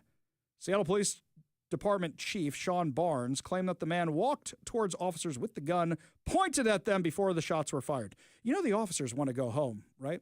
They want to go home to their families. If a guy's pointing a gun at them, they are going to open fire on him. You know what they tell you? Here, I'll give you a perfect example. I was driving in my car a couple of years ago, and I got pulled over for, what did I get pulled over for? Car tabs. Got pulled over for car tabs. So I pull over, and the officer says to me, "Can I see your license and registration?" I said, "Yes, but I have a firearm in the vehicle, and it's sitting on top of my license and registration, and I don't want you thinking I'm reaching for a gun. What should I do?" And she said to me, are you right-handed or left-handed? And I said, I am right-handed. She said, what I want you to do is keep your right hand on the steering wheel and then use your left hand to open where the license and where all the information is, and then pull out the information from underneath the firearm. As she was instructing me in this, her hand went to her gun. Now, mind you, my arms are now crossed like Gavin Newsom sitting at an event, right? I can't reach anything, and I'm trying to do this, but I'm completely incapacitated by following her instructions. I managed to pull out the paperwork, hand it to her. She says, now close the glove box or wherever it was. No problem, closed it up. She took her hand off the gun. Done. Problem solved. I didn't get shot because I followed directions. You don't approach armed people waving a gun. Maybe criminals should figure that out. In the city of Olympia, they are now deciding that their cameras could be used by ICE, and they're so very racist. Mind you, I don't think there's any indication that ICE actually used their cameras. The city of Olympia, according to Como News, is joining other cities in deactivating flock camera safety cameras due to increased community concerns about data collection, access, and privacy protections. So wait a second. It's not that ICE was using your cameras. It's you're worried they might use the cameras. And did you guys put these things in because you said police officers shouldn't have high-speed pursuits, so we should be able to follow them on the camera? Isn't that what we found out?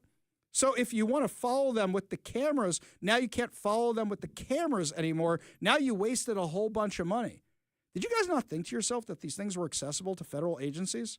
Isn't there just like a box you can click? Just click the box. Not accessible to anybody. We decide who gets to see this stuff. But what you're saying is you want to allow more crime in your city. You want to allow the illegal alien criminals to get away with things. But also you want to allow more people to get away with things. By the way, I can't wait for the lawsuits. The lawsuits are going to be fun. If, God forbid, somebody gets killed and the suspect could have been caught using the camera technology on a crime that happened beforehand and never would have been out to commit the murder, there's going to be hell to pay. There's going to be lawsuits up the wazoo for them turning off these camera systems. There's got to be an opt-out for them. You don't have to deactivate it. And by the way, you guys are putting a big open for business sign on all your cities. You don't have enough police officers, and now you're telling the criminals that the camera systems aren't functional. That's like having a gun-free zone sign. So the criminals are now going to come to Olympia and Redmond and Auburn and all the other cities that shut down their camera systems because they know they're not going to be caught. Wow. Just wow. We got a whole lot more to discuss as the show continues. We haven't spoken about COVID in a while. Well, a whole bunch of people from Bob Ferguson's office are now trying to sue the now governor, formerly attorney general, for firing them during COVID. And they have an absolutely unique case. We'll tell you what it is when we come back. You're listening to the Ari Hoffman Show on Talk Radio 570 KVI.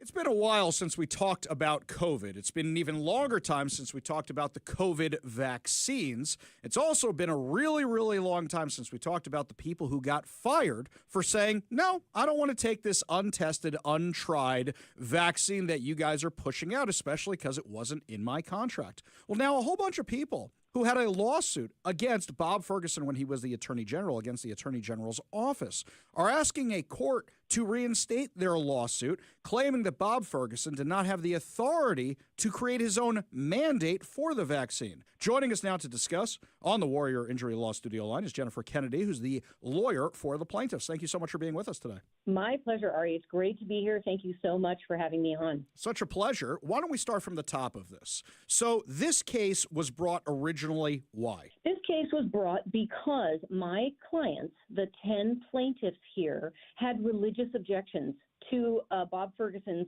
bespoke vax mandate, as you brought up. He made it up himself, and they had religious objections that made it impossible for them to take this COVID shot, this mRNA injection. And you would think that the top lawyer in the state of Washington would understand that his religious employees had religious rights, and he violated them by terminating them instead of accommodating them. Well, here's something else that I got a question about. With regard to him having his own mandate, does that fall under Jay Inslee's emergency orders, or was he just making his own rules? Because I see that being a point of contention. It's a total point of contention, and here's why. Excellent point. Governor Inslee, when he came out with that state worker mandate in August of 2021, you look carefully at that mandate and you'll see by its omission, it left out the Attorney General's office, and therefore it left out all of these employees. It excluded them. They weren't even required to get that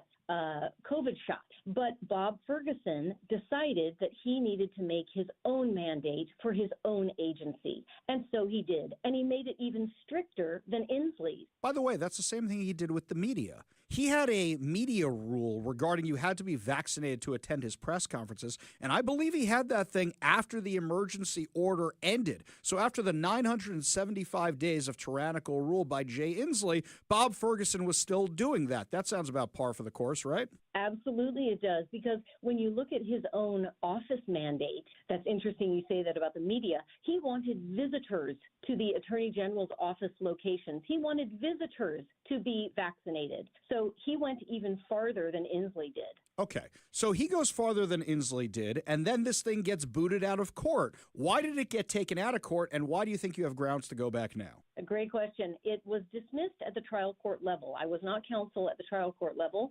My very good friend Pete Serrano had it and did an amazing job. The problem with these cases is that at the district court level, they are kicking them for any reason they can. And it got dismissed. Here's why they say. It got dismissed because supposedly the AGO officials had qualified immunity for everything they did, and therefore can't be sued because their defense is that they were acting, in their official roles. That's one of the problems they got kicked out. And it was on what's called a Rule 12b6 motion to dismiss, which is very hard actually to get dismissed on, but these COVID mandate cases, they're handing out dismissals like candy. So why do you think you're able to bring it back now? It's very clear to me. It's very clear from the facts. Number one, when you're at a motion to dismiss, the law says that the court is supposed to take everything you allege in your complaint as true. And so if we allege, which we do, that our clients had religious objection to the COVID mandate,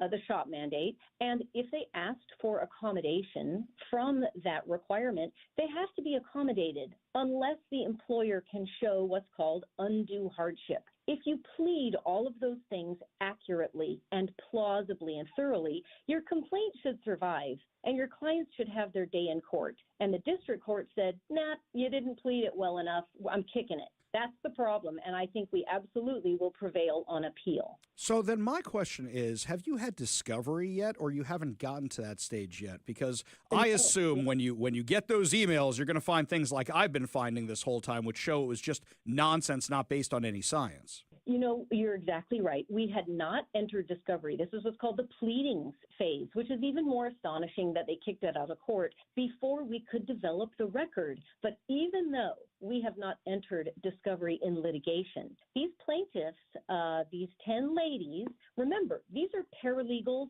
tort investigators, and legal assistants.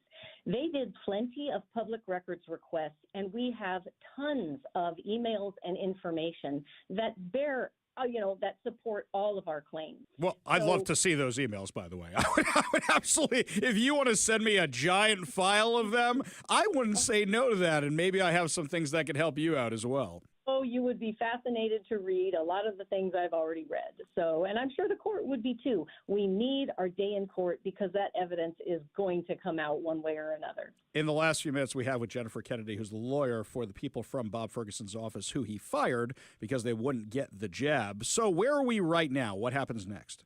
Right now, we are waiting on it's briefed in that I have filed my opening brief for the 10 plaintiffs. Now we're waiting for the response from the Attorney General's office, and that's not going to come in until January. So we have to wait, and then after that, I get the last word and I file a reply brief. And after that, we wait for the Ninth Circuit to request oral argument. All of this is going to take several months. And Ari, you made this great point at the beginning of our talk that a lot of people have forgotten about COVID. We haven't talked about this in a long time, but my 10 plaintiffs have been suffering since 2021 without their jobs, their careers, their medical benefits, et cetera. And so it's really important that we don't forget that people are still suffering from the tyranny that we saw happen in 2021 and beyond. Not just the employees who are suffering, but if you look at all the people who were fired in the police department, the fire department, and elsewhere, those of us who live in the jurisdictions which fired those first responders are suffering too because we don't have enough police, we don't have enough first responders, and we've lost a lot of other public servants because of this insanity. Jennifer Kennedy, thank you so much for joining us today, and please keep us updated on the progress of this suit. We are fascinated. Thanks, Ari. Appreciate it. I sure will. Always a pleasure. We got a whole lot more to discuss as the show continues. You're listening to the Ari Hoffman Show on Talk Radio 570 KVI.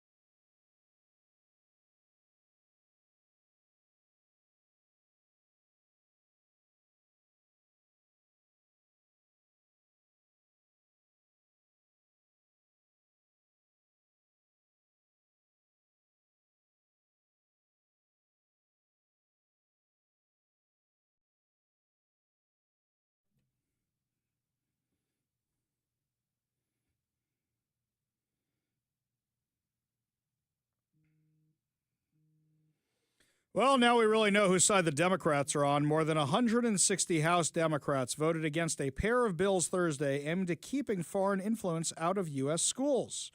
Why would you vote against this? We're not talking about cutting off teachers. We're talking about things like the Confucius Institute. Both pieces of legislation passed with bipartisan support, though Democrats' top ranks opposed each one. So what was their excuse for this? House Minority Leader Hakeem Jeffries said, "We just want to educate our children, focus on reading, writing, and arithmetic, developing a holistic child, and giving the ability for them to think critically." Yeah, so why do we want to have all this outside influence in the schools, Hakeem Jeffries?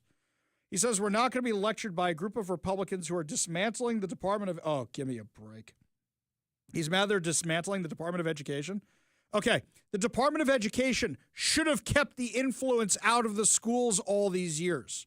You want more proof that they were completely ineffective? That's one. I got a better one for you. Here we go. We just had the government shutdown, right? What was it, 44 or 45 days? Had the government shutdown, longest one in U.S. history. Any schools close? Did any schools close? So you're telling me with the Department of Education shut down for 6 weeks, not a single school closed. Not a single teacher was in danger of not getting paid. You want to know how irrelevant the Department of Education is? The entire system continued to function for 6 weeks without it, with no speed bumps, with no problems, functioned without it. Or here's some better proof for you. I got my issues with the SATs. I think it's a mafia. I think it's a problem. But you know, the SATs aren't given out by the federal government. They're given out by a private agency. That's a for-profit agency. You know that the SAT prep classes are all for-profit classes. That's not you guys doing that, and this is the thing that determines if you get into college or not.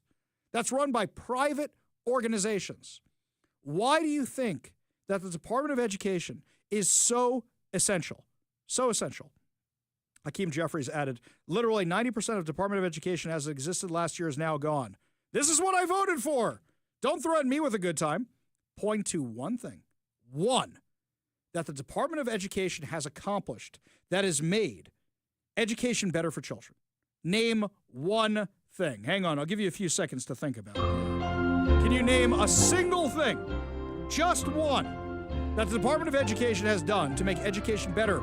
A single one? Anybody? Bueller? No, of course you can't. You can't name one thing because education has only gotten worse since the Department of Education was created. We're spending more and more bad money after good. One of the two bills was led by House GOP Policy Committee Chairman Kevin Hern and would block federal funds from elementary and secondary schools that have programs, cultural exchanges, or other class-related activities that get dollars from the Chinese government.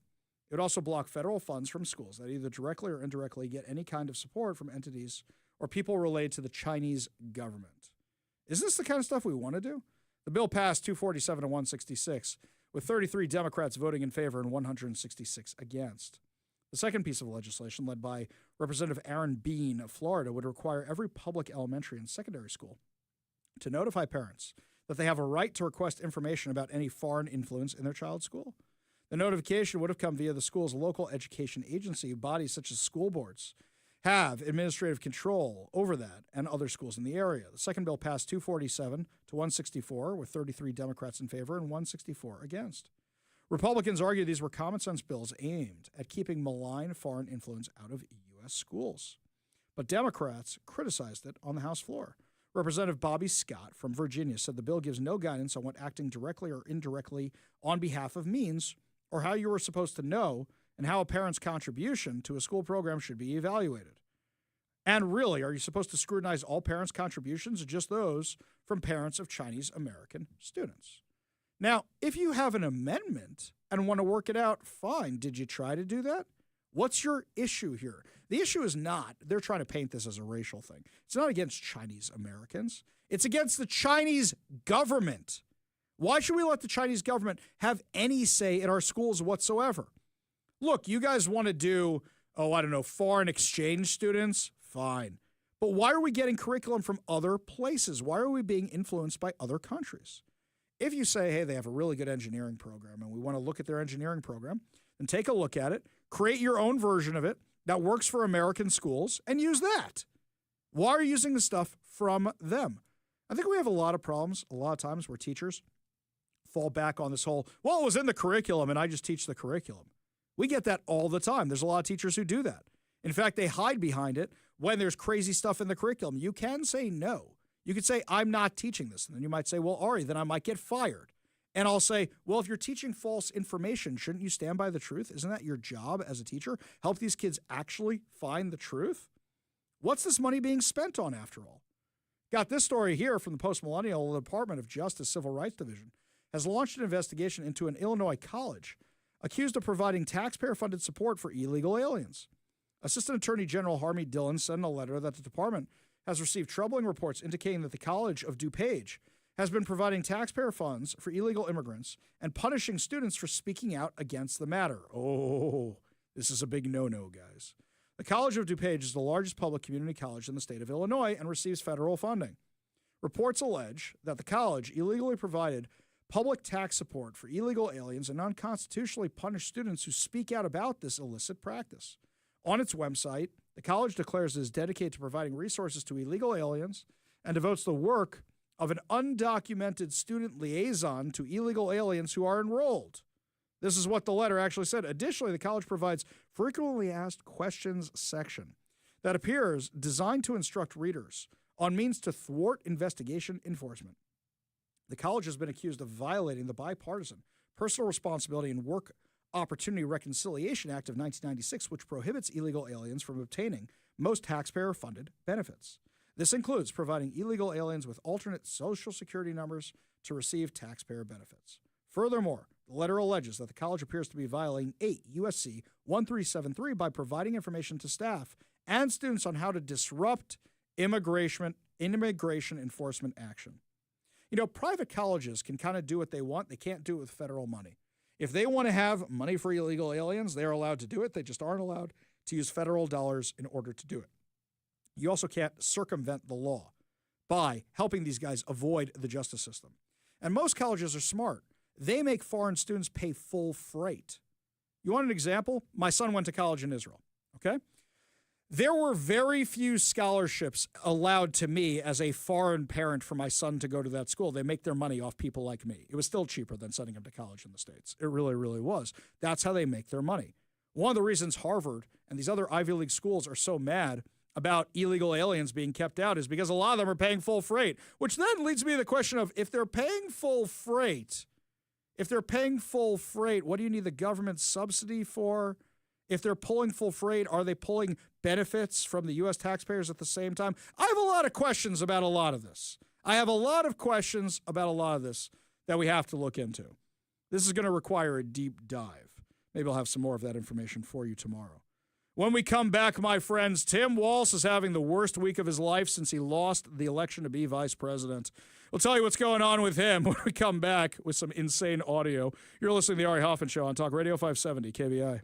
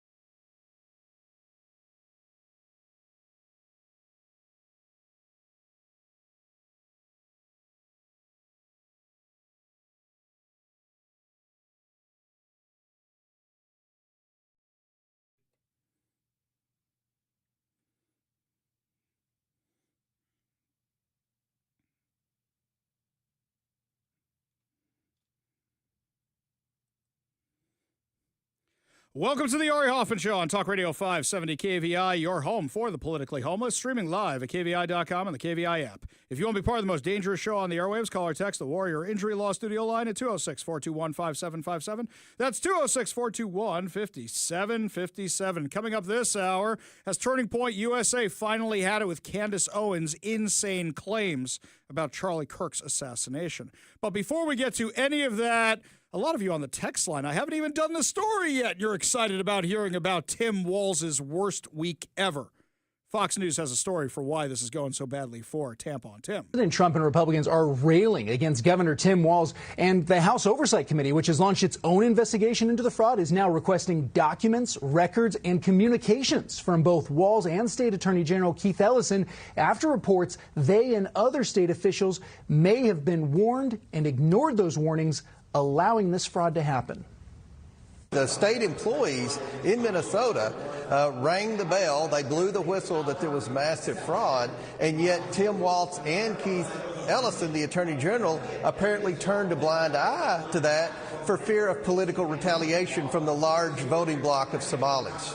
Yeah, close to 80,000 Somalis live in Minnesota. They have become a powerful voting bloc for Democrats. But there are now multiple federal investigations into this fraud. Folks close to those cases tell us that what we've seen so far may be just the tip of the iceberg. Hey, watching that? They were very, very right, because now we know that Ilhan Omar and state leadership was likely tied to this mess. This report came out today from the New York Post. Minnesota Democratic office holders and candidates, including Ilhan Omar, received more than $53,000 in campaign contributions from individuals later charged in the Feeding Our Future fraud case, according to records reviewed by investigators. The fraud scheme diverted approximately $250 million in taxpayer funds intended to feed children during the pandemic. Attorney General Keith Ellison, his son, Minneapolis Councilmember Jeremiah Ellison, Minneapolis Mayor Jacob Fry, Representative Ilhan Omar, and others received contributions from defendants linked to the nonprofit Feeding Our Future and connecting food sites. Who was the one who was defending the Somali community the other day? In fact, even speaking Somali, and he's not from Somalia? It was Minneapolis Mayor Jacob Fry. I wonder if this goes national, by the way. I really wonder if this goes national, and you're going to see these people giving money to national Democrats, because the way the Democrats are attacking Republicans for exposing this fraud, it stinks to high heaven. Absolutely high heaven. Yeah, no wonder Keith Ellison is all worried. No wonder Tampon Tim is all scared about this. During a December 11, 2021, meeting with Somali business leaders, two of whom were later indicted, Ellison told attendees, "I'm not here because I think I'm going to help my reelection." Days after the meeting, his campaign received $10,000 in donations from businessmen, including Gandhi Mohammed, who made a maximum $2,500 contribution before being indicted on federal bribery and fraud charges. 3 additional donations of $2,500 tied to Feeding Our Future defendants were accepted the same day. Omar accepted $7,400 in donations from individuals later convicted in the Feeding Our Future case. Her campaign said the contributions were returned after the scandal surfaced in 2022 and that Omar was not aware of the fraud. Stop right there. Stop right there. Then why'd you return the contributions? Why'd you return the contributions? If you weren't aware, why'd you do it? Oh, give me a break. Hey, Keith Ellison, would you do anything differently out of what you did here? Would you maybe prosecute these cases, perhaps? I do want to ask you about the fraud scandal. I mean, because the president's comments seem at least in part fueled by, or he's talking about this fraud scandal that we mentioned earlier involving that charity called Feeding Our Future. The vast majority of these 70 defendants charged in the case were Somali. For perspective, those are nearly 80,000 Somalis in the state. How much, critics have said that state officials, including you and the governor, did not act fast enough or quickly enough to investigate charges of fraud against the Feeding Our Future and did little to flag their allegations to federal authorities. I know you said it was the federal government that didn't move fast enough. Is there something you wish you had done differently? No, first of all, the Department of Education denied claims when questionable claims were made about these meals. My office went to court explained that to the court. A judge actually found the department in contempt for denying claims. And we cooperated fully and worked well with the FBI. We're glad that we took the action that we did. Somebody's worried about public disclosure and FOIA requests. Somebody is very concerned about that because I wonder what those emails are going to say. Because now he's blaming the feds. Wait a second, Mike, who was president in 2022? Can you remind me? Because I don't think it was Donald Trump. I think Obama. No, not him. It was, well, technically. Biden. Yeah, there you go. That's who it was. Yeah, uh-huh. So you're blaming Joe Biden for not moving fast enough? Is that who you're blaming on this? Because that's when all this came about. I wonder how much money was going from the Somalian community to Joe Biden's campaign. I'm curious. We know that money from the Somalian community was coming out here for elections of Somali candidates and others. How many other things are we going to find the more and more we dig into this? Minneapolis Mayor Jacob Fry received $9,000 from 9 defendants. His former policy advisor, Abdi Nur Salah, later pled guilty to wire fraud connected to the case. Fry won re-election against State Senator Omar Fatah, who also accepted $11,000 from donors later charged in the fraud. Fatah's campaign said all contributions were returned, including $1,000 from Muna Weiss Fudin. Sukri Olo, a Seattle-based Democrat who ran for the Washington State House in 2022, received $8,750 from 10 individuals, later indicted in the Minnesota case. Glenn wrote that this was part of a deep and recurrent connections between the case and guess where, my friends? The city of Seattle. Hey, who represents the city of Seattle, by the way? Isn't that Pramila Jayapal? What'd she say about all this? The majority of Americans across the country, regardless of political party, know that immigrants from all over the world, Somalia, India, wherever they're from, Latin America, Africa, that immigrants have built this country and make this country what it is today. Okay, can we do a quick fact check on Pramila Jayapal? The Somali main wave of immigration started in the 1990s. Indians came in the 1990s. Latin Americans came in the 1970s. Africans' main wave was from the 1990s. Don't tell me they started and built this country. I don't want to hear that nonsense. It's just not true. I'm not saying there's anything wrong with coming later and not being part of the revolution. My daughter is not a daughter of the American Revolution. I will say that. I did like that. We went over there one time. The ladies are always at the fair. They're always at the Puyallup Fair. So one time we walk over, the very nice ladies who are like, find out if your daughter's a daughter of the American Revolution. And I said, it's very unlikely. And I said, why? And I said, well, we're Jewish. Oh. There were Jews involved in the American Revolution. There were, absolutely. But at the same time, I think it's very unlikely because my family was still in Europe back then. I don't claim my family built this country. That's not something I say. I know when they showed up. You want to know about my family's contributions? I'm more than happy to tell you about what they did for the city of New Orleans and Brooklyn and Chicago. But I cannot tell you about them building this country. I don't have anything to actually back that up. Now, this is starting to make a lot more sense. Remember when Ilhan Omar was going ballistic about what was going on with all this fraud? Do you remember all this? Ilhan Omar was part of this.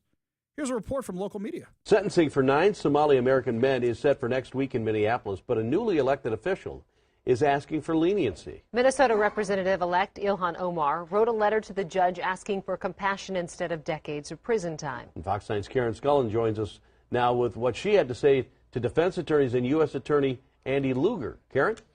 Well, defense attorneys are asking for leniency, but so are several others who filed letters to the judge on behalf of the defendants. But U.S. prosecutors responded tonight with strong arguments why all of them should, in fact, receive the recommended sentence. Election night was just 2 days ago, but it seems Minnesota Representative-elect Ilhan Omar may have already made her first move as an elected official. In a letter signed November 8th, Omar asks a U.S. district judge for compassion when sentencing 9 Minnesota Somali American men convicted of trying to join the terrorist group ISIS. She says the best deterrent to fanaticism is a system of compassion. We must alter our attitude and approach if we truly want to affect change. We should refocus our efforts on inclusion and rehabilitation. But she's not the only one. 13 letters, including one from the Dean of Students at Minneapolis Public Schools, were also sent to the judge asking for leniency. Osman Sheikh Yusuf says, I truly am honored to call Abdi Rahman my friend, and I hope that good things happen to this wonderful young man who totally deserves a second chance in life.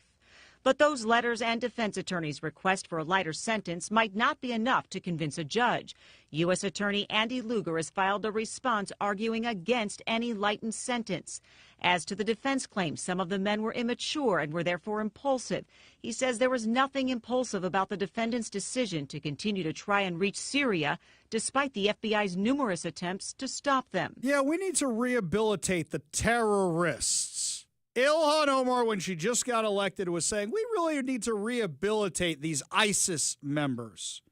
Do you realize how brainwashed they are? Jake Tapper had on Ilhan Omar the other night on CNN. Can you shed any light on asking her why about how bad this got? Here's what happened.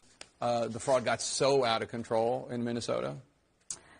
I think what happened is that, when you have these kind of new programs that are designed to help people, you're oftentimes relying on third parties to be able to facilitate. And I just think that a lot of the COVID programs that were set up, they were set up so quickly that a lot of the guardrails did not get created. Okay, I don't think that's what it is. Why didn't you do oversight? Why didn't Congress do oversight? Why didn't Minnesota do oversight? You're now blaming the organizations? Or was it that you and your Democrat buddies were looking the other way? Looking the other way because these were your campaign donors. So you looked the other way on all this. What else have you guys been looking the other way on? Here's CNN. Does Minnesota have a problem with gangs roving the streets? Every state has a problem with crime. But what the president has done here is taken a horrific crime that occurred in Washington, D.C., where one beloved Guard member is still struggling for his life. Another was shot and killed. And the perpetrator, the murderer, is behind bars and being prosecuted.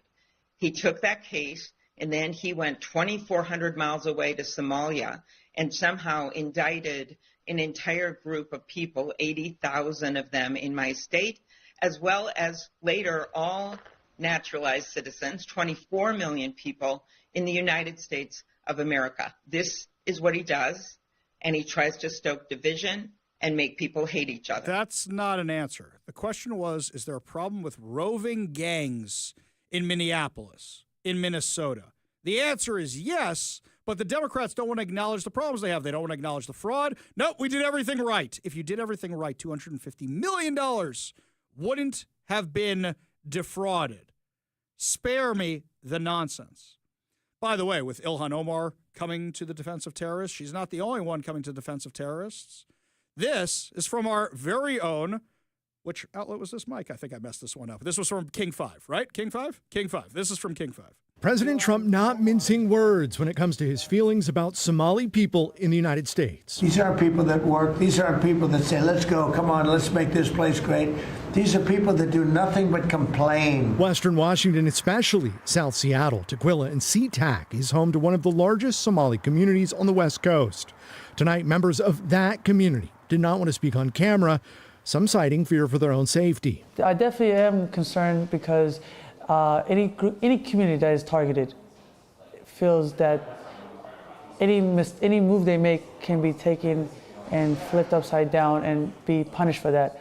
So I definitely worry, not for myself, but just the greater community as a whole. Shahid Farah was born and raised in Seattle and says he's speaking out because others are afraid to.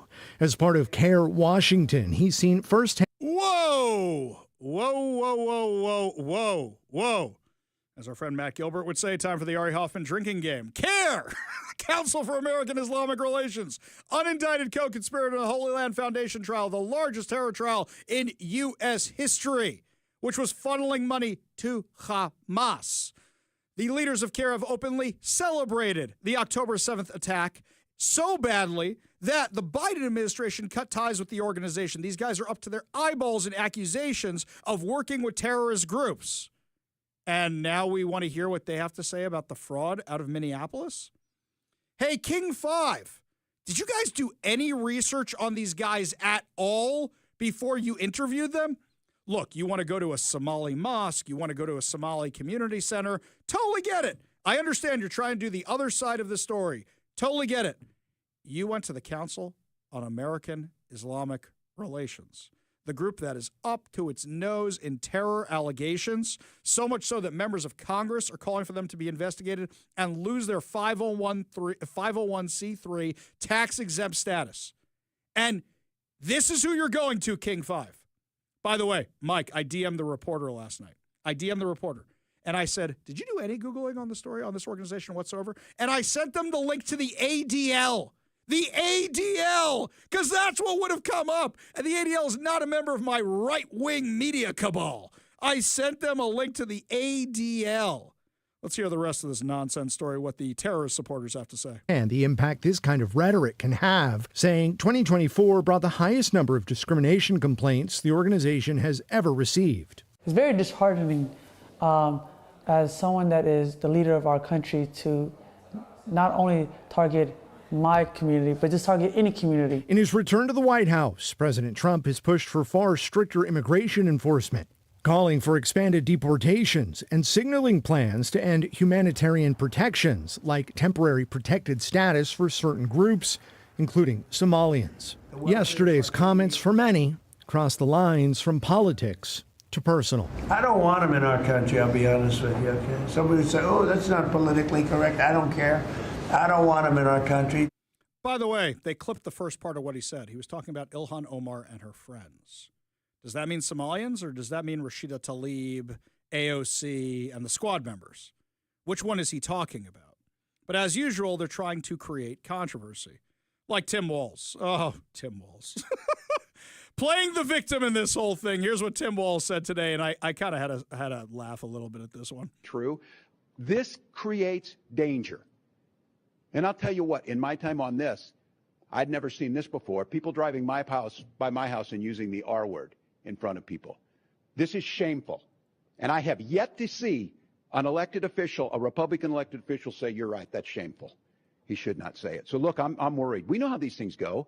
They start with taunts, they turn to violence. So deeply concerned. I have a question. They're driving past the Minnesota governor's mansion, or they're driving past your actual house? But something else here, Tim. You've been on TV a lot. Are you ever home? I mean, look, it's not nice to bother somebody at home. I completely agree with that. But, Tim, you have called the president so many names, some of which I didn't want to even play on air because then Mike would have had to censor them. You're the one who said you would have been excited to read the news in the morning that he got assassinated. And now you're saying, oh, Trump called me some names. Dude, if anybody started this, it was you. It was you. You remember all the stuff he used to say about Trump during the campaign? Our politics has sunk to a level here. You're right about that, Tim. But you are not free from blame for this at all. So now, Tim, let's see the bad week he's had. You got this massive scandal. You've got money stolen right under his nose, whether he was looking the other way or just a buffoon. You've also got him now under federal investigation, and you've got people driving past his house calling him the R word. Yeah, worst week of all time.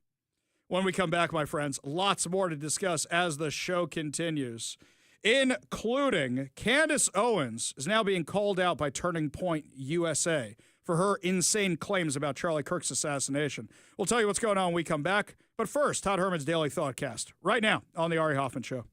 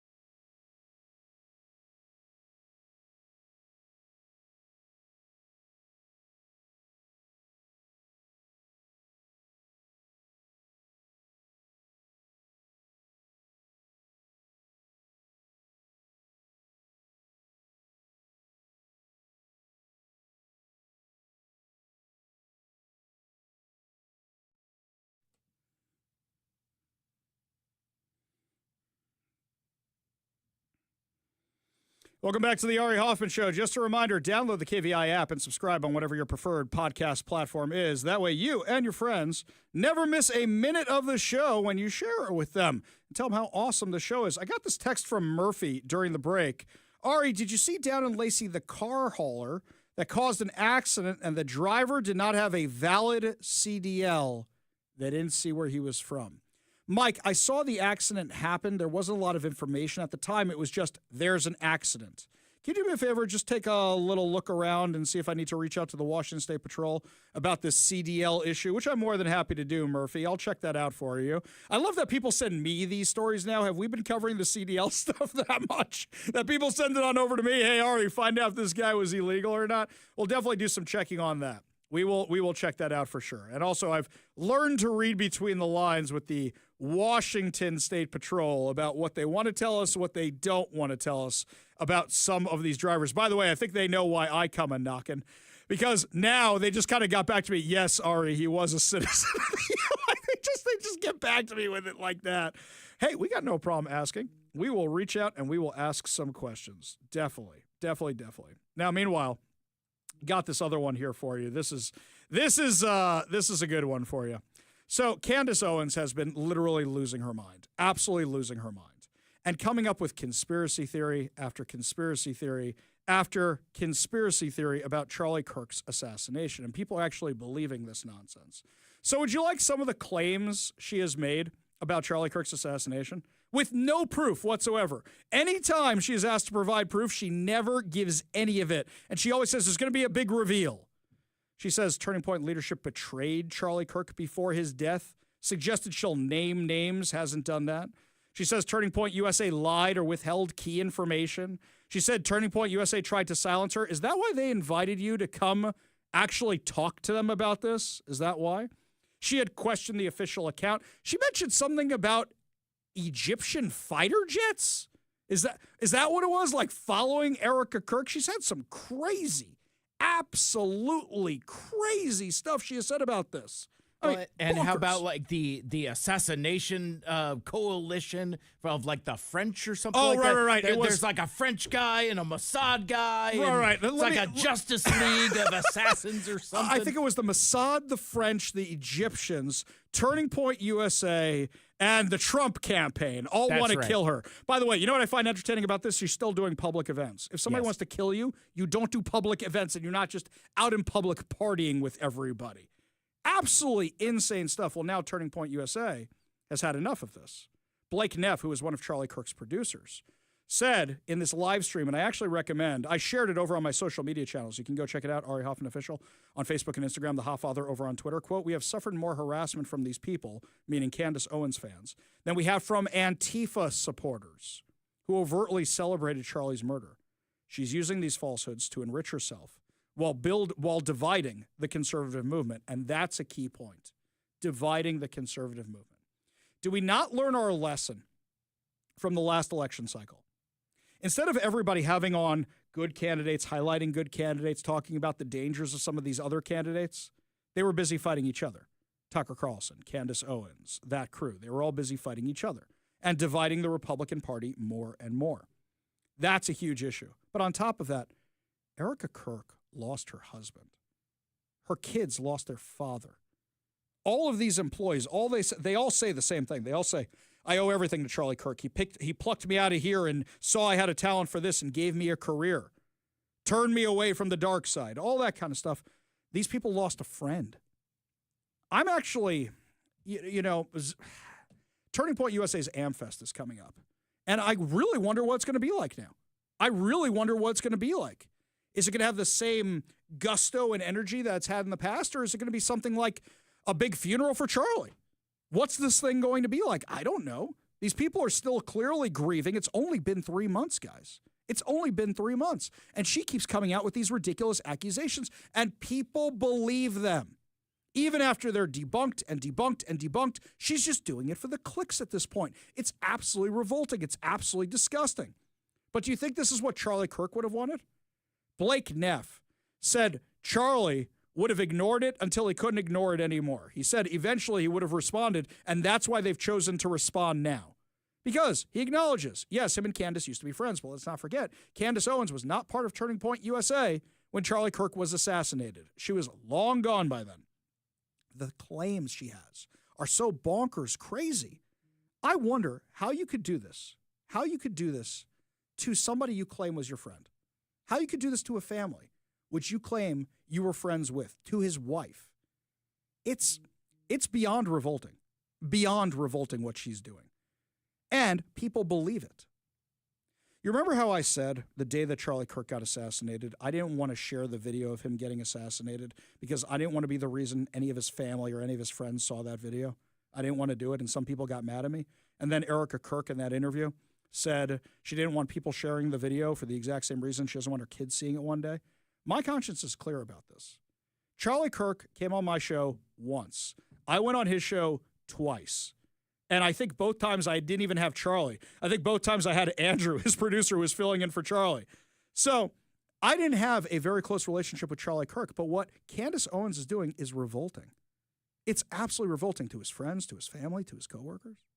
But in addition to that, it's dividing the Republican Party. You want an example of this?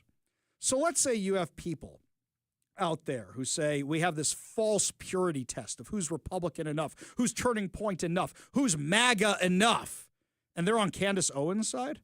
Then you're going to have these civil wars and primaries where now you have a bloodied candidate coming into a general election. Does that sound familiar, Washington? Because I'm shocked Dave Reicher did as well as he did after that whole semi-bird craziness. After all that, I'm shocked he did as well as he did. Democrats didn't even need to have that fight, even though a whole bunch of those were bot accounts that have since gone deactivated. And when I looked them up recently, now that Elon Musk has unmasked so many people, I noticed they weren't from around these parts, shall we just say. These have very real implications for his friends, for his family, and for future elections. You guys keep this up, her, Tucker Carlson, Marjorie Taylor Greene, Thomas Massey. You know what you're going to see happen? We're going to lose in 2026. We're going to lose big in 2026, and then we'll lose in 2028. That's what will happen. Will you be happy after that? Will you be satisfied after that? Because what's the goal here? If your goal is for clicks, there are other ways to get clicks. My wife told me she used to like Candace Owens. Not her political commentary, but her celebrity commentary. She was big on the celebrity stuff. She enjoyed that. She can't watch any of her craziness anymore. Who knows what she's going to claim next? She's got lawsuits pending. So, guys, at this point, you got to ask, why would you continue to believe a person like that? Why? Now, Turning Point USA offered Candace Owens to come on Charlie Kirk's show and debate them on all this. And now Candace Owens is going, oh, it's not a good time for me, daycare, all that.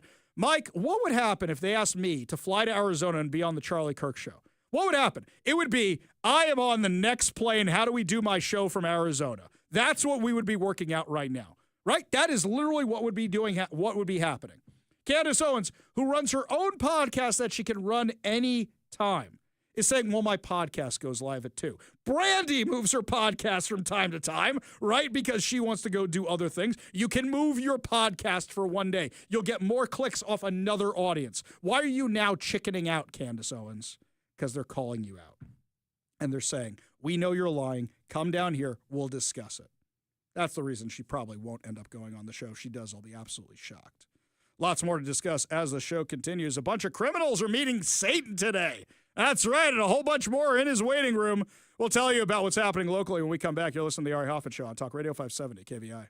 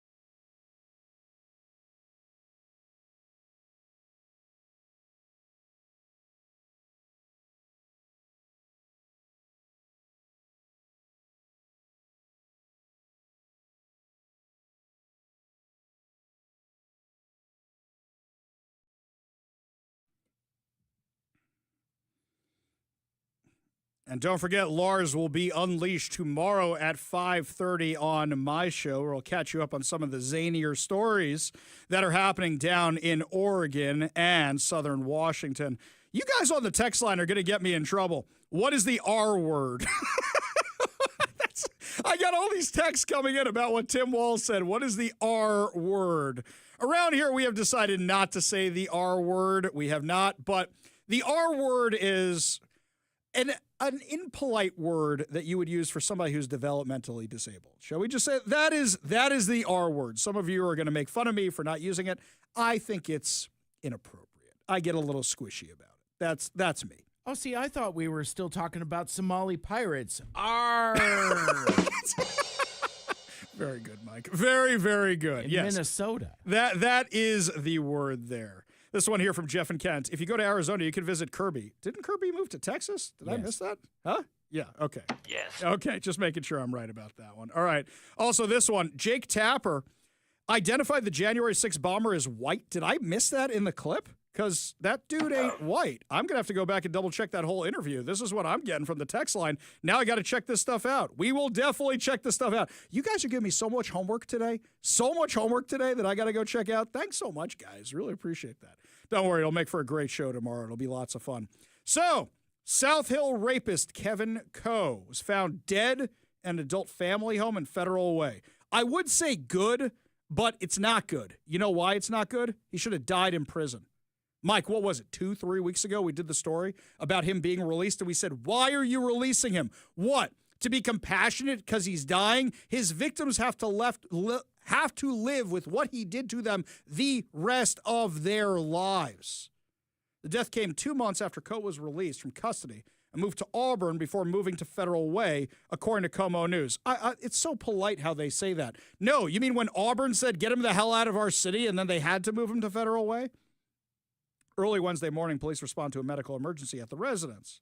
Fire personnel were already on the scene performing CPR on Coe, who was responsive. And despite their efforts, Coe was pronounced dead at the scene. Did he have a DNR? Did they have to do the efforts? I mean, I know they're first responders. They have to. I'm not mad at them about them. They probably had no idea who the guy was. Coe, a level 3 sex offender, has been living at the home following his release from a commitment center on McNeil Island earlier this fall. Why were they releasing a level 3 sex offender? What, just because he's dying? Why does this guy get mercy? Why is this the guy that the Democrats say, yes, we should have compassion on the rapist? Are you kidding me with this? Federal Way Police Department says it appears he died of natural causes. He was convicted on 4 counts of rape, served 25 years in prison, followed by 19 years at McNeil Island. He was a level 3 sex offender, deemed the most likely to reoffend, a danger to himself and others, and could not be rehabilitated. And you guys let him walk free for the final days of his life? What did he do to merit that? He never even worked in prison at getting better. Why does he merit the second chance, even if it's 2 months? Hey, I'll tell you what. Let me put this out to the text line, okay? If you guys think I'm wrong, and you think that, hey, Ari, he's dying, and let him die in a house as opposed to jail, if you believe that, you can text that in, 206-421-5757. But I think most people want him to rot in prison, which is what I would say. Give us a call or a text, 206-421-5757. Well, let's take this even further. There's been rumors and speculation that Gary Ridgway, the Green River Killer, is having, depending upon the news source, end-of-life care or hospice or whatever. So this is a dude that is in jail currently, but having family and relatives that have gone through the whole hospice process. Why does that guy deserve that? Yeah. I mean, I get that he bargained the death penalty off the table for him in exchange for information about the victims so that the families could get something resembling some closure. But that dude is still going to go to his grave not having coughed up all of the information about all of the victims. Yes, and here's something else. We know one of the victims' family members, Representative Jenny Graham, been on the show a bunch of times. I bet if you reach out to her and ask her if he should get a free pass, I know what she's going to say. That's going to be not just a no, it's going to be a hell no, is what you're going to get from her. I don't have a louder one than Dr. Evil, so we'll just go with How about no? Exactly. but the sentiment would be significantly louder. I believe so. Yes, I believe so. I've never known the lady to say inappropriate language, so I'm not going to attribute that. But I know what I would be saying. God forbid that was me. Her sister was killed by the Green River Killer. At the time of his arrest, according to Fox 13, he was believed to be the most prolific serial killer in U.S. history. Do you remember that Governor Jay Inslee wanted to release him during COVID? You remember the Democrats tried to release him recently, and it was only stopped because of the outcry from people like you? You know that they love releasing cons. They love releasing horrible, horrible, horrible people. This is what they do all the time. Hey, you think Gary Ridgway should be released? Plus, how do you know it's not another con? I'm dying. I don't feel good. I got a stomach bug in jail. Give me a break. So this is insane that now we're even talking about this. You know the only reason we're talking about this? Because they released Kevin Coe. This wouldn't even be on the table. But you released a rapist. So maybe we should release the serial killer. Are you kidding me? Mike, what was it? A year ago? Where they took him out of jail and moved him to King County because they were getting information on a victim or something like that. That was like a year ago, yeah, right? And that was actually never explained. We never got full disclosure on that. You know what? Maybe it's time to reach out to King County. Sure. And say, hey, guys, with Gary Ridgway about to, meet Satan, maybe it's now about time for you guys to tell us why he was moved out of jail last year. What was that, in 2024? Now, one of his victims was identified in 2024. They didn't specifically say the two were linked, but I'm kind of wondering if they were. Well, tonight it's to the Google machine. Holy cow. The amount of homework you people have given me and I've given myself tonight is a little insane. Going to be a jam-packed show tomorrow, though. I can promise you that. Only good news to wrap up the show. When we come back, good news headlines. Put a smile on your face, not talk about serial killers heading into your evening commute. You're listening to the Ari Hoffman Show on Talk Radio 570 KBI.